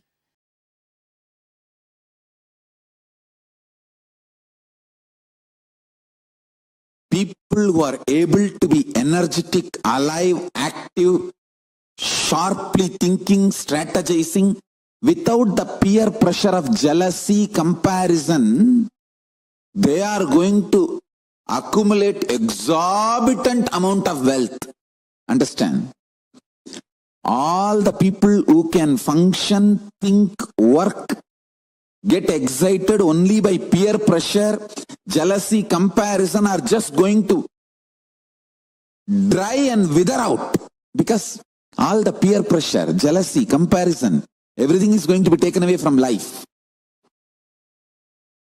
If your mental setup is such, you can think only with peer pressure, jealousy, comparison, you don't have future. Your active, excited hours will drastically drop down to 5%. You will be almost in depression, low mood, non-thinking, non-excited, inactive. Whoever is able to excite themselves with powerful cognitions, in tune with the cosmos, you are active just because you feel like enriching the world, supporting the world, contributing to the world. If your mental setup is based on contribution, enriching, spiritual strength and excitement, you are going to be active continuously and you are going to accumulate exorbitant wealth. Because all the wealth of the peer pressure based gang is going to be left. It's going to melt down. The peer pressure based industries will melt down. Contribution based industries will shoot up.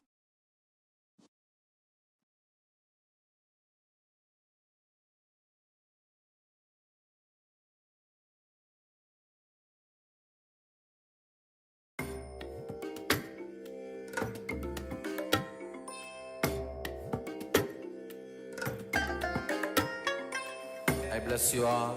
Let you all open all your three eyes and manifest the powers of Mahasadashiva. Om Nityananda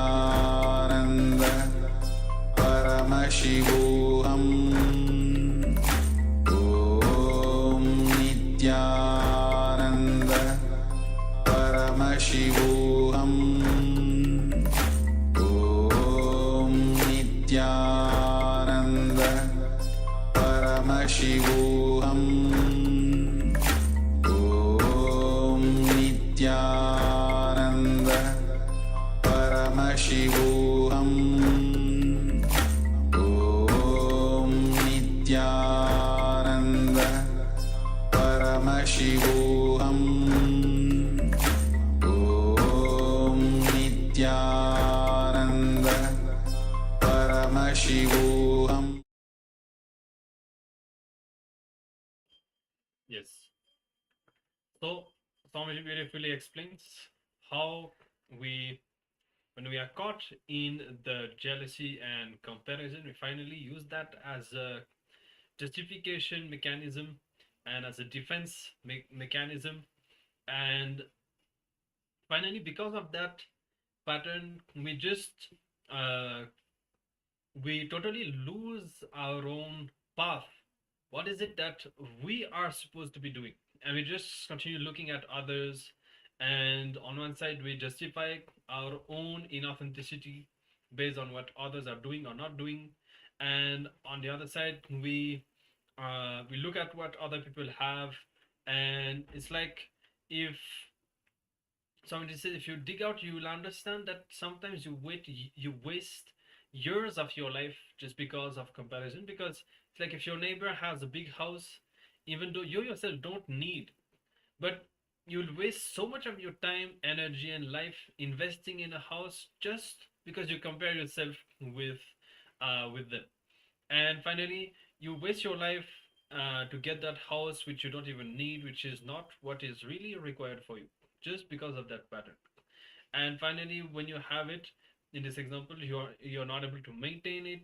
It's not bringing you fulfillment, and you wasted all this invaluable time of your life trying to acquire something which is useless to you.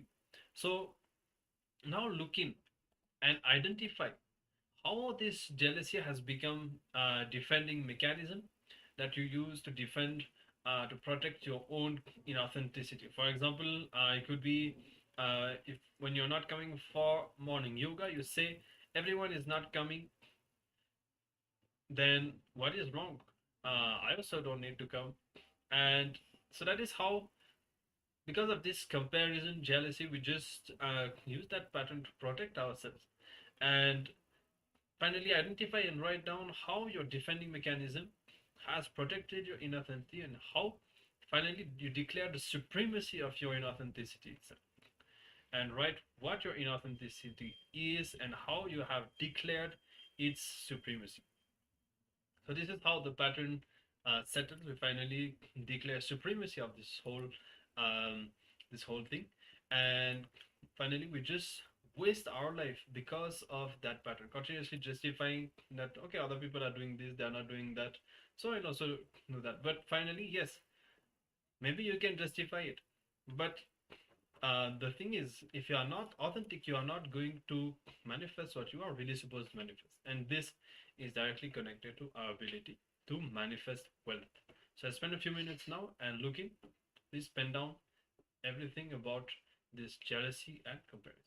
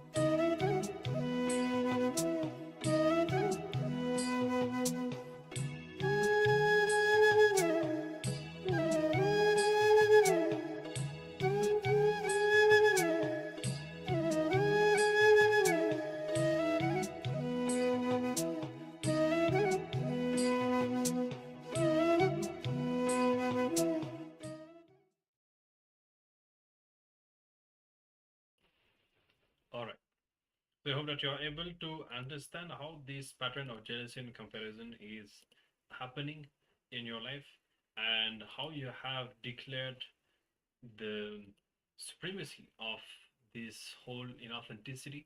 And see, this jealousy and comparison fundamentally blocks your Vishuddhi chakra, and this chakra is very important when it comes to manifesting wealth in your life, because it's directly connected to your expression and how you express your life energy.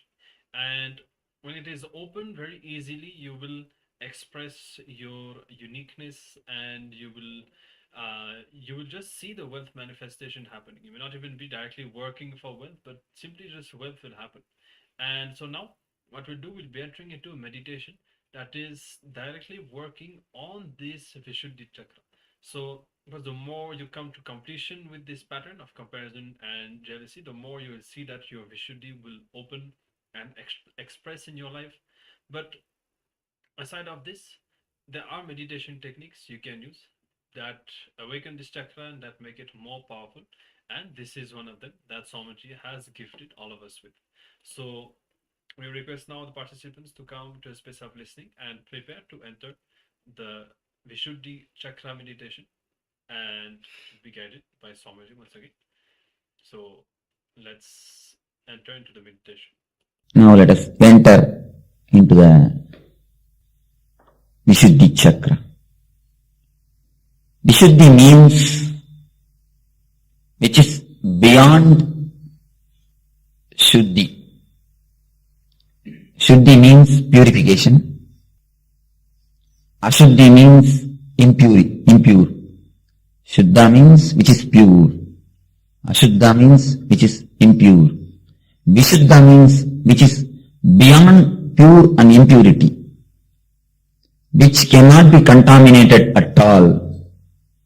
The Vishuddhi chakra actually cannot be contaminated. It is always full of energy and life. Only we cover it with some ideas. We try to disturb it. How? How we try to disturb it? How to clear it? We'll see in this session. Jealousy and comparison that locks, disturbs the Vishuddhi chakra. When you are accepting and understanding your own uniqueness, when you are not comparing yourself with others, when you are not jealous about others, this chakra opens. Let us enter into the idea, comparison. What is comparison? Comparing with others, comparing with the neighbors, comparing with the nearby person, comparing with colleague, comparing with brothers, comparing between family people. Let us enter what are all the major aspects which creates or destroys our life. The major things in our life. Money, one thing. Let us go for some more ideas. What are the major things which affects our life? Money. One by one. Money. Luxury. That is what luxury comes under money. Okay. Health. Okay. Ambition also comes under money. If money is there. Position. Personality. Under the word personality, all the relationship can be brought. Beauty. See, something tangible which directly affects your lifestyle, your life method. That's what I wanted. Personality, right. Money, right. Education, right. Intellect, attitude, education, all these things come under one category. Intellect. People used to tell that I have no ego at all. The I itself is ego. I have no ego. The first word I is ego. It's a vague word. Directly you can't do anything about ego. I'll explain what is ego. Because this chakra is something to do with ego only. Let us. A direct word ego, people we feel get frightened. If I say that you have to kill the ego or drop the ego, immediately they drop me instead of dropping the ego. So, I don't touch the word ego. I go in a diplomatic way to touch the ego. Because dropping the ego is almost like an operation. It should be done in a diplomatic way. One thing, money. Next, name and fame. Power, name and fame. Everything comes under this title. Name and fame. Beauty. Intellect. In these four major classification, everything else can be put. Money, name and fame, intellect, beauty. These four classification. These four will do. In these four, all the other things, whatever you say, the education, everything can be classified under this four category. These four things are the things which affects a man's life very seriously. Let us enter. What is our status in these four category?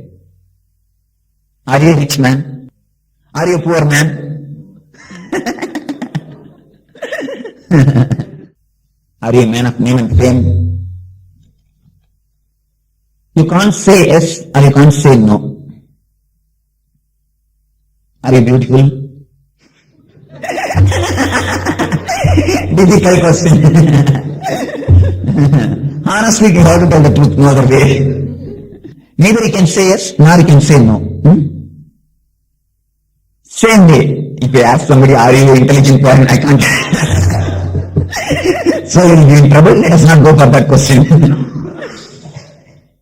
Are you an intellect? If I ask somebody, he can neither say yes nor say no. All these four things which continuously haunts our life, you are almost tortured, killed by these four major subjects, issues. You are continuously mentally tortured. Your whole day is haunted by this four subject. Is it not? Am I right? You are continuously haunted, harassed, disturbed, accused by this four subject. But you don't know your status in these four subjects. Just open your eyes and see. You are creating your own suffering without having any clear data. If you have a clear data that you have such and such a problem, and if you suffer, okay, we can leave it. All right, you suffer. But you have no clear data, you have no clear concept, you don't have any clarity, but you continuously suffer. Why? Just now you all told, you can neither say I'm a rich man, nor say I'm a poor man. Because there's a big queue. In front of you, thousands of rich people are standing. Behind you, thousands of poor people are standing. It's this side also infinite, and this side also infinite. Same way beauty. This side also infinite, this side also infinite. Where is the scale for beauty? No scale. And intellect. This side also infinite, this side also infinite. Name and fame. Same thing. You are suffering. If your suffering is dependent on reality, if you are suffering because of this mic, If you are suffering because of one sword, then your suffering is worth suffering. Nothing can be done. We have to remove this, or we have to do something. If you are suffering due to some tangible reason, due to some tangible thing, due to reality, then we can do something about your suffering. We can eradicate, or if we can't eradicate, at least we can leave it. No, it can't, nothing can be done. We have a clear picture whether we can help you or we have to leave you. But here, the reason itself is not clear. You are not suffering because of reality. You are suffering because of comparative reality. This is the key. Be very clear. You are not suffering because of reality. You are suffering because of comparative reality. There are two types of existence. One is positive existence, another is negative existence. This plant, these flowers, they are existing positively. If you want to remove it, you can remove it. If you want to handle it, you can handle it. If you want to take it and keep it here, you can keep it. But the darkness which is inside the room, that is negatively existing. Can you do something about the darkness? If you want to remove the darkness, can you remove the darkness? Can you handle the darkness? No. Just like a darkness negatively existing, your comparative reality, suffering also, is a negative existence. You can't do anything. If you want to remove the darkness, you have to throw light. Directly you can't do anything with darkness. Just like that.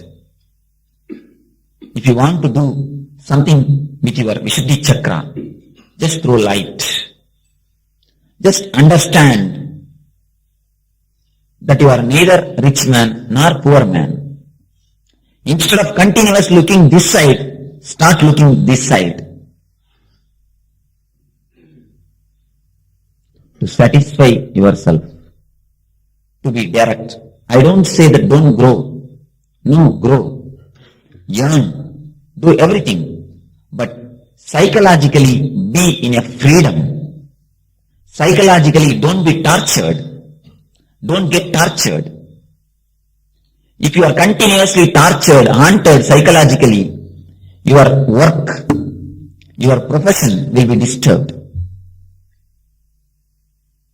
If you are continuously sick psychologically by comparing with others, if a next house person brings AC, your house temperature increases. If he brings AC, your house temperature automatically increases. Why? There's a beautiful song in Tamil. Aduttaathu ambujatha paatela.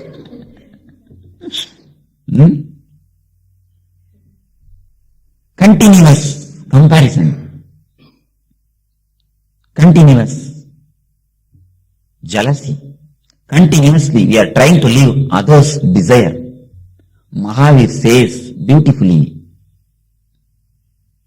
in Jain Sutras, when a man comes down to the earth, whatever quantity of food he eats, he is supposed to eat in his life will be sent to the earth.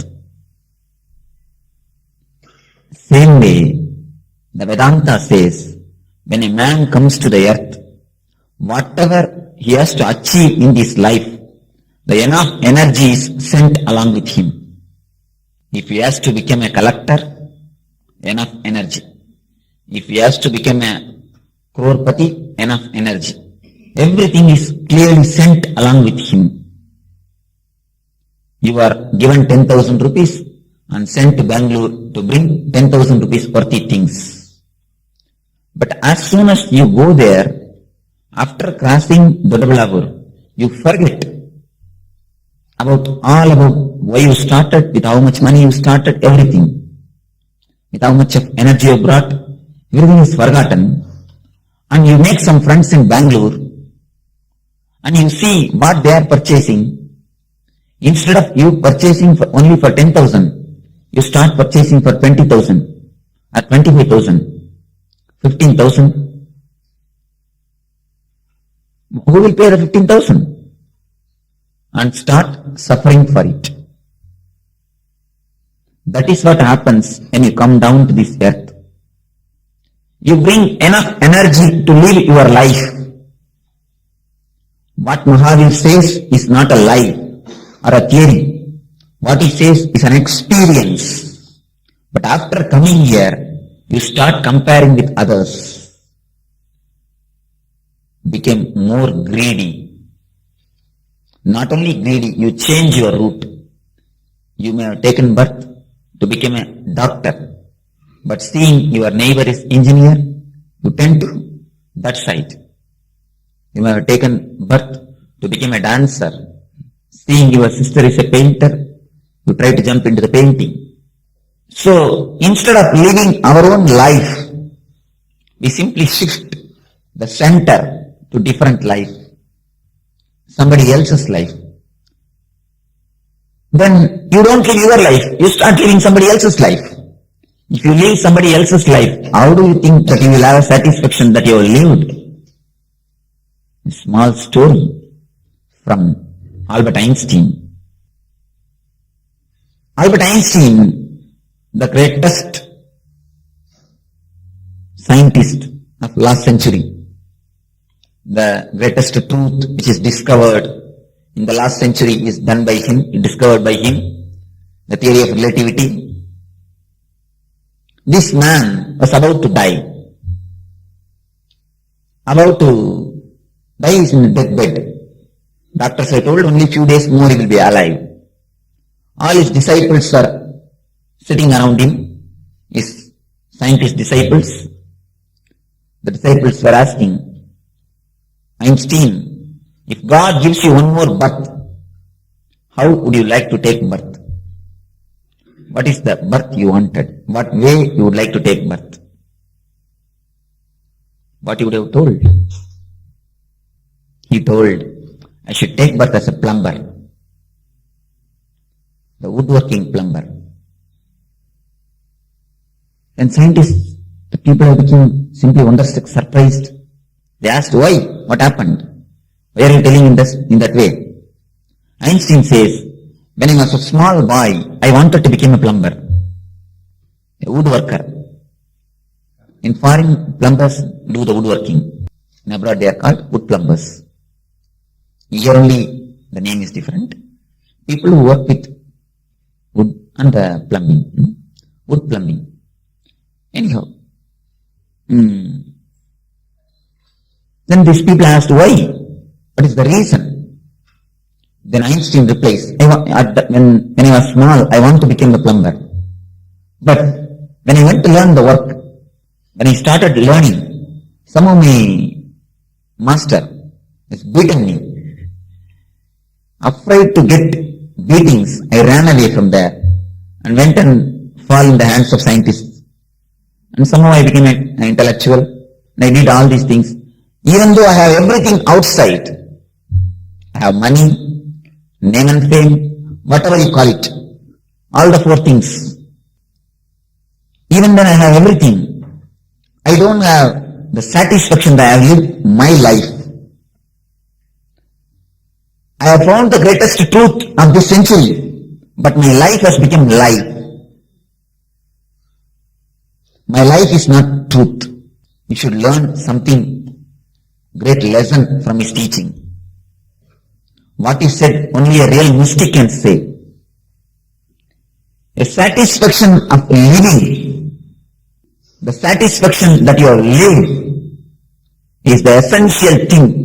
That's the only gift you can get from life. Whatever else you get from life can be taken away from you. Death will simply take away everything from you. You know, even your body is taken away. Your life is taken away. Only one thing can be left with you. The satisfaction that you have lived your life. If you achieve that from the life, you have achieved whatever can be achieved from the life. If you have not achieved that one thing from life, you have not achieved anything from the life.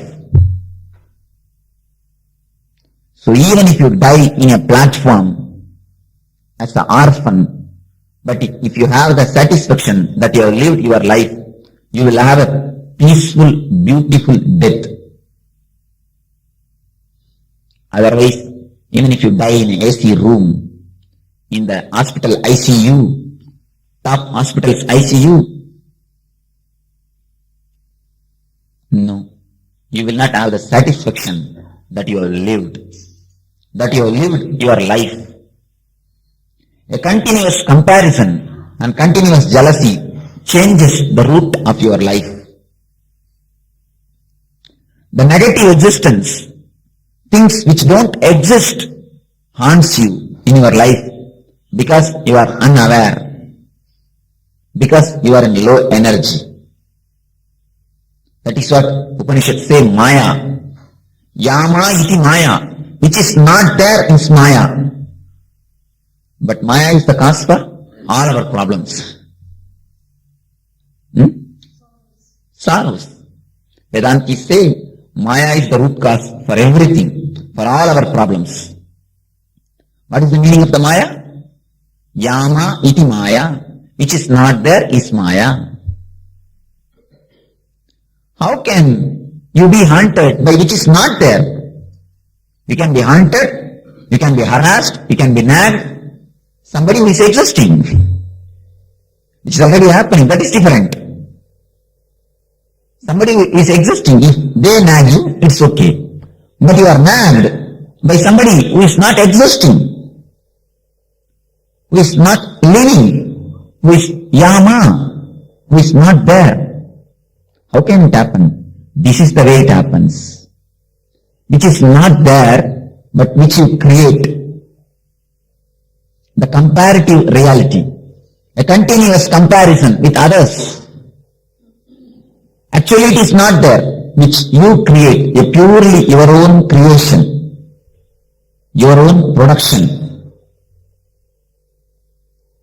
Actually you produce, but the title you don't want to put your name, you put somebody else's name. You are the producer of your life cinema, but out of politeness, you put somebody else's name, sometimes God's name. Somebody came and asked me, Swamiji, I am full of poverty, what to do? I asked, how many children do you have? 14. Why did you give birth to 14? No, Swamiji, God gave. God gave or you gave? What is happening? He gives, he produces and put God's name. I don't think God comes down to earth to produce children. And 14, after 14, he says God gave. What is happening? That is the same thing which we do continuously. We produce everything and put God's name. But God is not going to suffer. God has not come to me. I told, if God gave, let him come to me, I will answer to him. You go. Just trying to escape. You produce, but you put somebody else's name.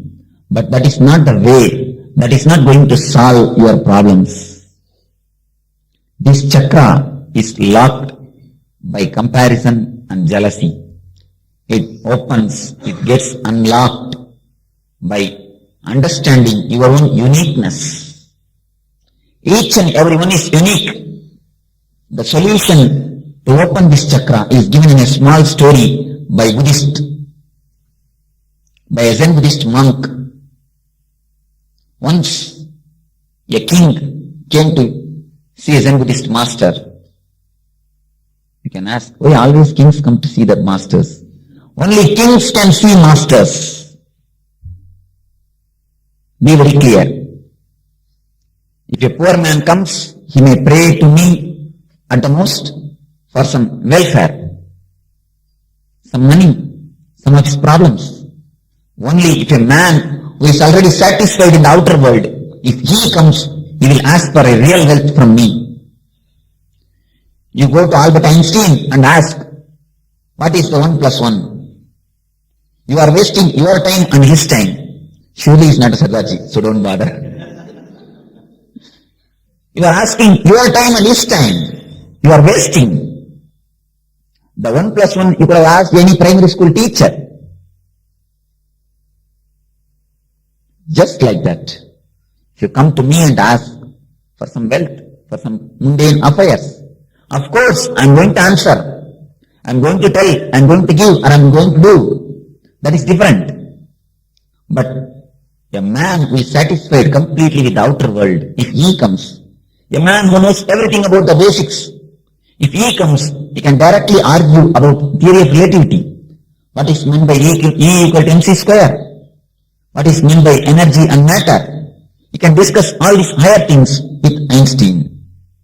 The same way, if a king, the man who is satisfied with the outer plane, if he comes, he can have directly what I want to give. He can have directly what a life can give really.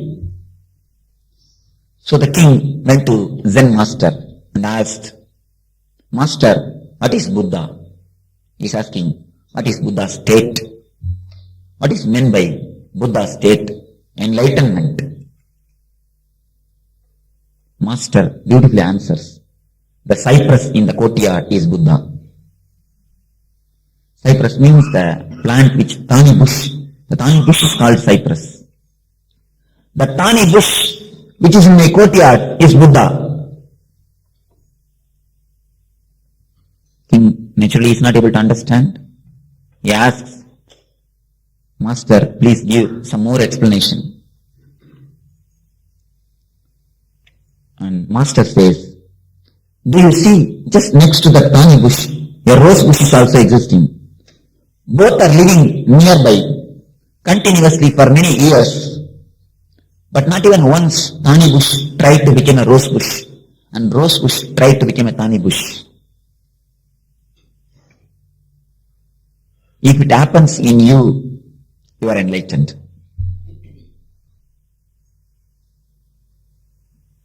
Nothing else is needed. Just accepting yourself and taking the responsibility of your being is enough. If we are thani bush, oh, so many people are coming near the rose bush and enjoying it, plucking it. The rose bush is so beautiful. I could have become rose bush. If you are a rose bush, oh, so many people are continuously coming and plucking me, torturing me. I could have been thani bush. Nobody will come and touch me. I will be in a safe position. Both the way, the other bank looks greener. A continuous outer vision. This, never that, never you. That is the way this chakra is disturbed. This one story, if you remember, that's enough. The cypress in the courtyard is Buddha, because it does not compare itself with others' life. But all our life is haunted, tortured continuously by comparing with others. Comparing with sisters, comparing with brothers. So now, how to come out of the comparison? How to come out of the jealousy? Let us explore how to come out of the jealousy. How to come out of the jealousy? Stop comparing. Beautiful solution. If you all can practice, that's enough. Yes, these are all the things to be achieved. How to? Why jealousy comes? What you say is okay. Can you do it immediately as soon as you go out of the room? No, I wanted something direct, practical solution. Drop it. Can you? Beautiful. Then okay, I have no problem. You see, The reason for jealousy, root cause for jealousy is low energy. The low energy. Low energy is the root for jealousy. Because you are not able to achieve, you feel jealous. You tend to compare. You tend to disturb the others. If you can create enough energy in yourself, in your own being, to achieve what you want to achieve, naturally you will not have any disturbance or any problems by comparing or by jealousy. Now we will enter into a great Zen Buddhist meditation technique to create more energy in our being, to throw light on Vishuddhi Chakra. The meditation technique which will activate, which will energize the Vishuddhi Chakra. All these sessions, we are dealing with two things. One is maturity, another one is meditation. Maturity means the jnana, the knowledge how to handle the chakra. Meditation means the energy to handle the chakra. Not only the intelligence, the energy is also needed. Not only you should know how to operate the gear, you should have enough energy in your hand to operate the gears. Then only you can fly. So, for all the chakras, we have dealt how to operate it, how to use it, and we have had meditation technique to have enough energy to operate the chakra. Now, we will enter into the meditation technique. This technique is the gift of Tibetan Buddhism, the Zen Buddhism, the Tibetan Zen Buddhist technique. I'll explain the technique.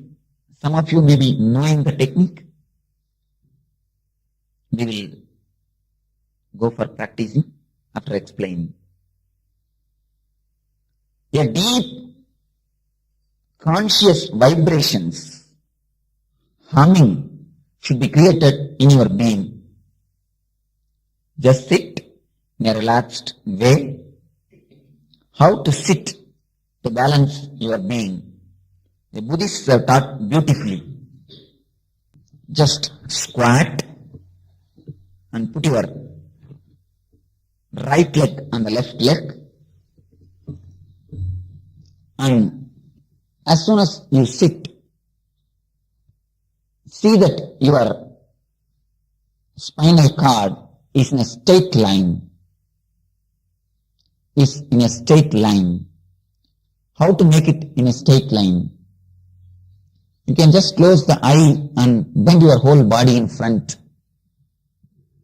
And if you feel the weight of the body, you will be able to very clearly feel the weight of the body. Slowly push your body backside. Slowly, very slowly, with full awareness. At one point, at certain point, you will feel that your body is weightless. The center of gravity falls in line. The center of gravity of your body, when it is in a straight line, you feel your body weight is less. You feel you are weightless. Just the same way, push your body backside a little bit. Again, bring it slowly with awareness. On particular point, the same point, you again feel that you are weightless. Your center of gravity falls in line. The right and the left. Same way. If you do it, just bend your body with full awareness. Try to trace the weightless point, the less weighted point. You will be able to trace at one point your whole body is weightless. Your center of gravity falls in one line. That is the point where you need to sit. That is your asana. This is the beautiful technique found by Buddhists to sit for a long time. Buddhist monks sit for 10 hours per day. 10 hours they sit for meditation. I don't think 10 minutes any of us can sit in one posture.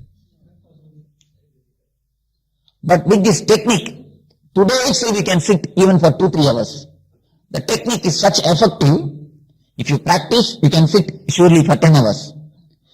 But today itself, the technique, if you rightly caught the point, verily you can sit even for 2 hours. Because when your center of gravity falls in straight line, you don't feel the weight of the body. Even when you watch TV, when you are in the office, if you sit in this way, you will see your consciousness is not much disturbed. You will be able to do your activities with more energy, with more freedom. Not if you have a knee pain, half of the energy will be locked in the pain. If you have a dental pain, if you have a tooth pain, you will be doing dental meditation instead of transcendental meditation. So, what will you be doing? You will not be able to do whatever you want to do. So this posture will relieve you from the body. First, you will sit and then close the eyes. When I say close the eyes, completely close the eyes. I am not telling shut your eyebrows. What we are doing in the name of closing the eyes, when we open the eyes, we see all the images. We see all the pictures. When we close the eyes, we see the same negatives inside, the images flowing. Stop seeing everything. Just close the eyes. Feel that both of your eyeballs have become like a stone. Feel that they have become a stone. When you feel that they have become a stone, the movements of eyeballs stops. Then simply you enter into the plane of no thought. Thoughts and eyeball movements are very closely related. When you stop one, the other will stop. If you stop the eyeball movement, the thought will stop. If you stop the thoughts, the eyeball movements will stop. Then once when we stop the eyeballs movement, then we'll start creating a humming, a vibration. Imagine your body as a hollow tube or a hollow vessel and create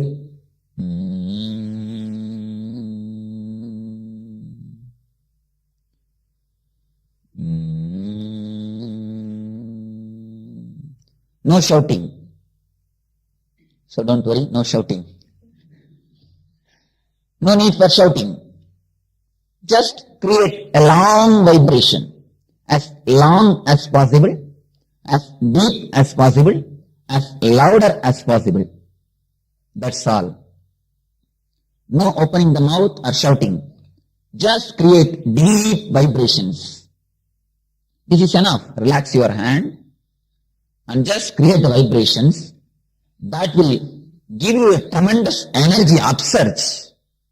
After the 20 minutes of vibration, 20 minutes you will be doing the vibration. After the 20 minutes, 10 minutes, all of us will put our awareness on Vishuddhi. You will see a new energy entering into your Vishuddhi. This technique, when it is regularly practiced, no concentrating on Vishuddhi. But today I am giving this technique especially to energize the Vishuddhi chakra. So, just concentrate on Vishuddhi, on throat chakra, throat center. So now we will go for technique. See, if your body is completely under your control, you must be able to make Padmasana without touching the leg. You should be able to put Padmasana without touching the leg. You can sit in a relaxed way, no problem. If possible, put. Otherwise, don't disturb yourself too much. If you disturb yourself too much, you will be continuously thinking about your body. Anyway, you can keep in a relaxed way or in a Buddha posture. You can lock or you can keep in a relaxed way. Only one thing, the key points you understand, balancing the body. Closing the eyes completely. creating conscious vibrations. When you create a conscious mind will stop. Okay. Shall we start balancing the body? Close the eyes and balance. Start balancing your body. Bend towards the front. Close the eyes. It will be very little difficult. Try your best. And feel the weight of your body. And slowly, very slowly, and try to push your body backside.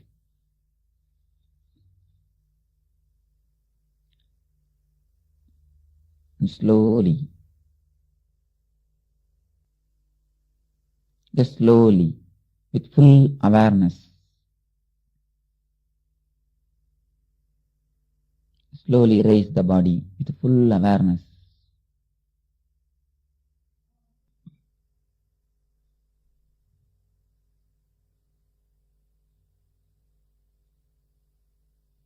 We will just bend towards right. Nicely, as much as possible, just bend. Then only you will be able to find the point. And feel how your body is pulled towards the ground.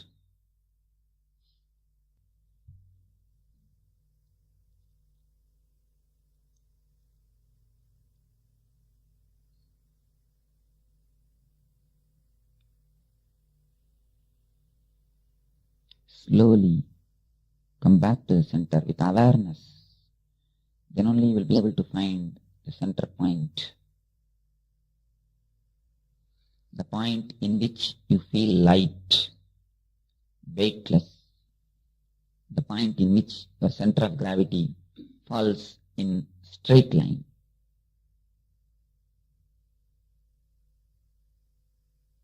Now we shall bend towards left.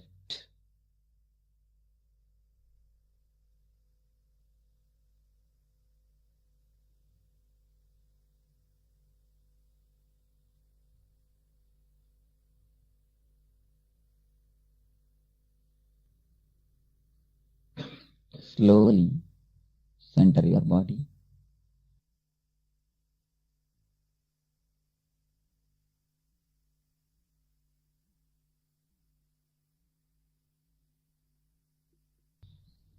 Feel your eyeballs have become stone. Stop the movements of the eyeballs. Feel that your whole eyes and eyeballs became like a stone.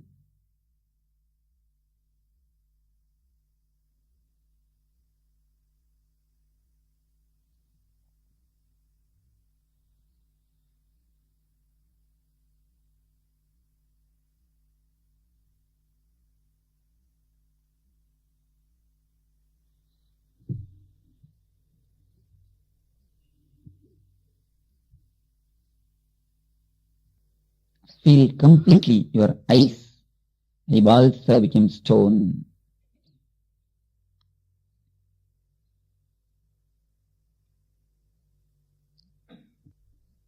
Now start humming from your deep stomach.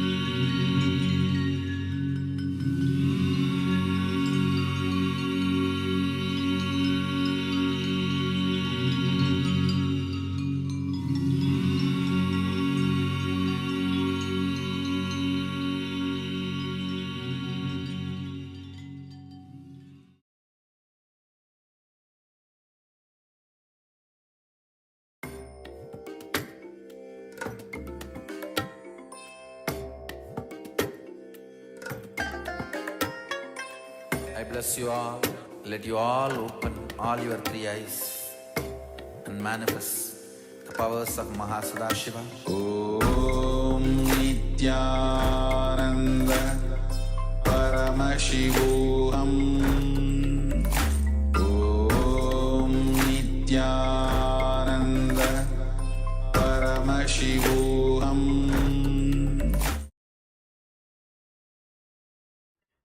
Yes.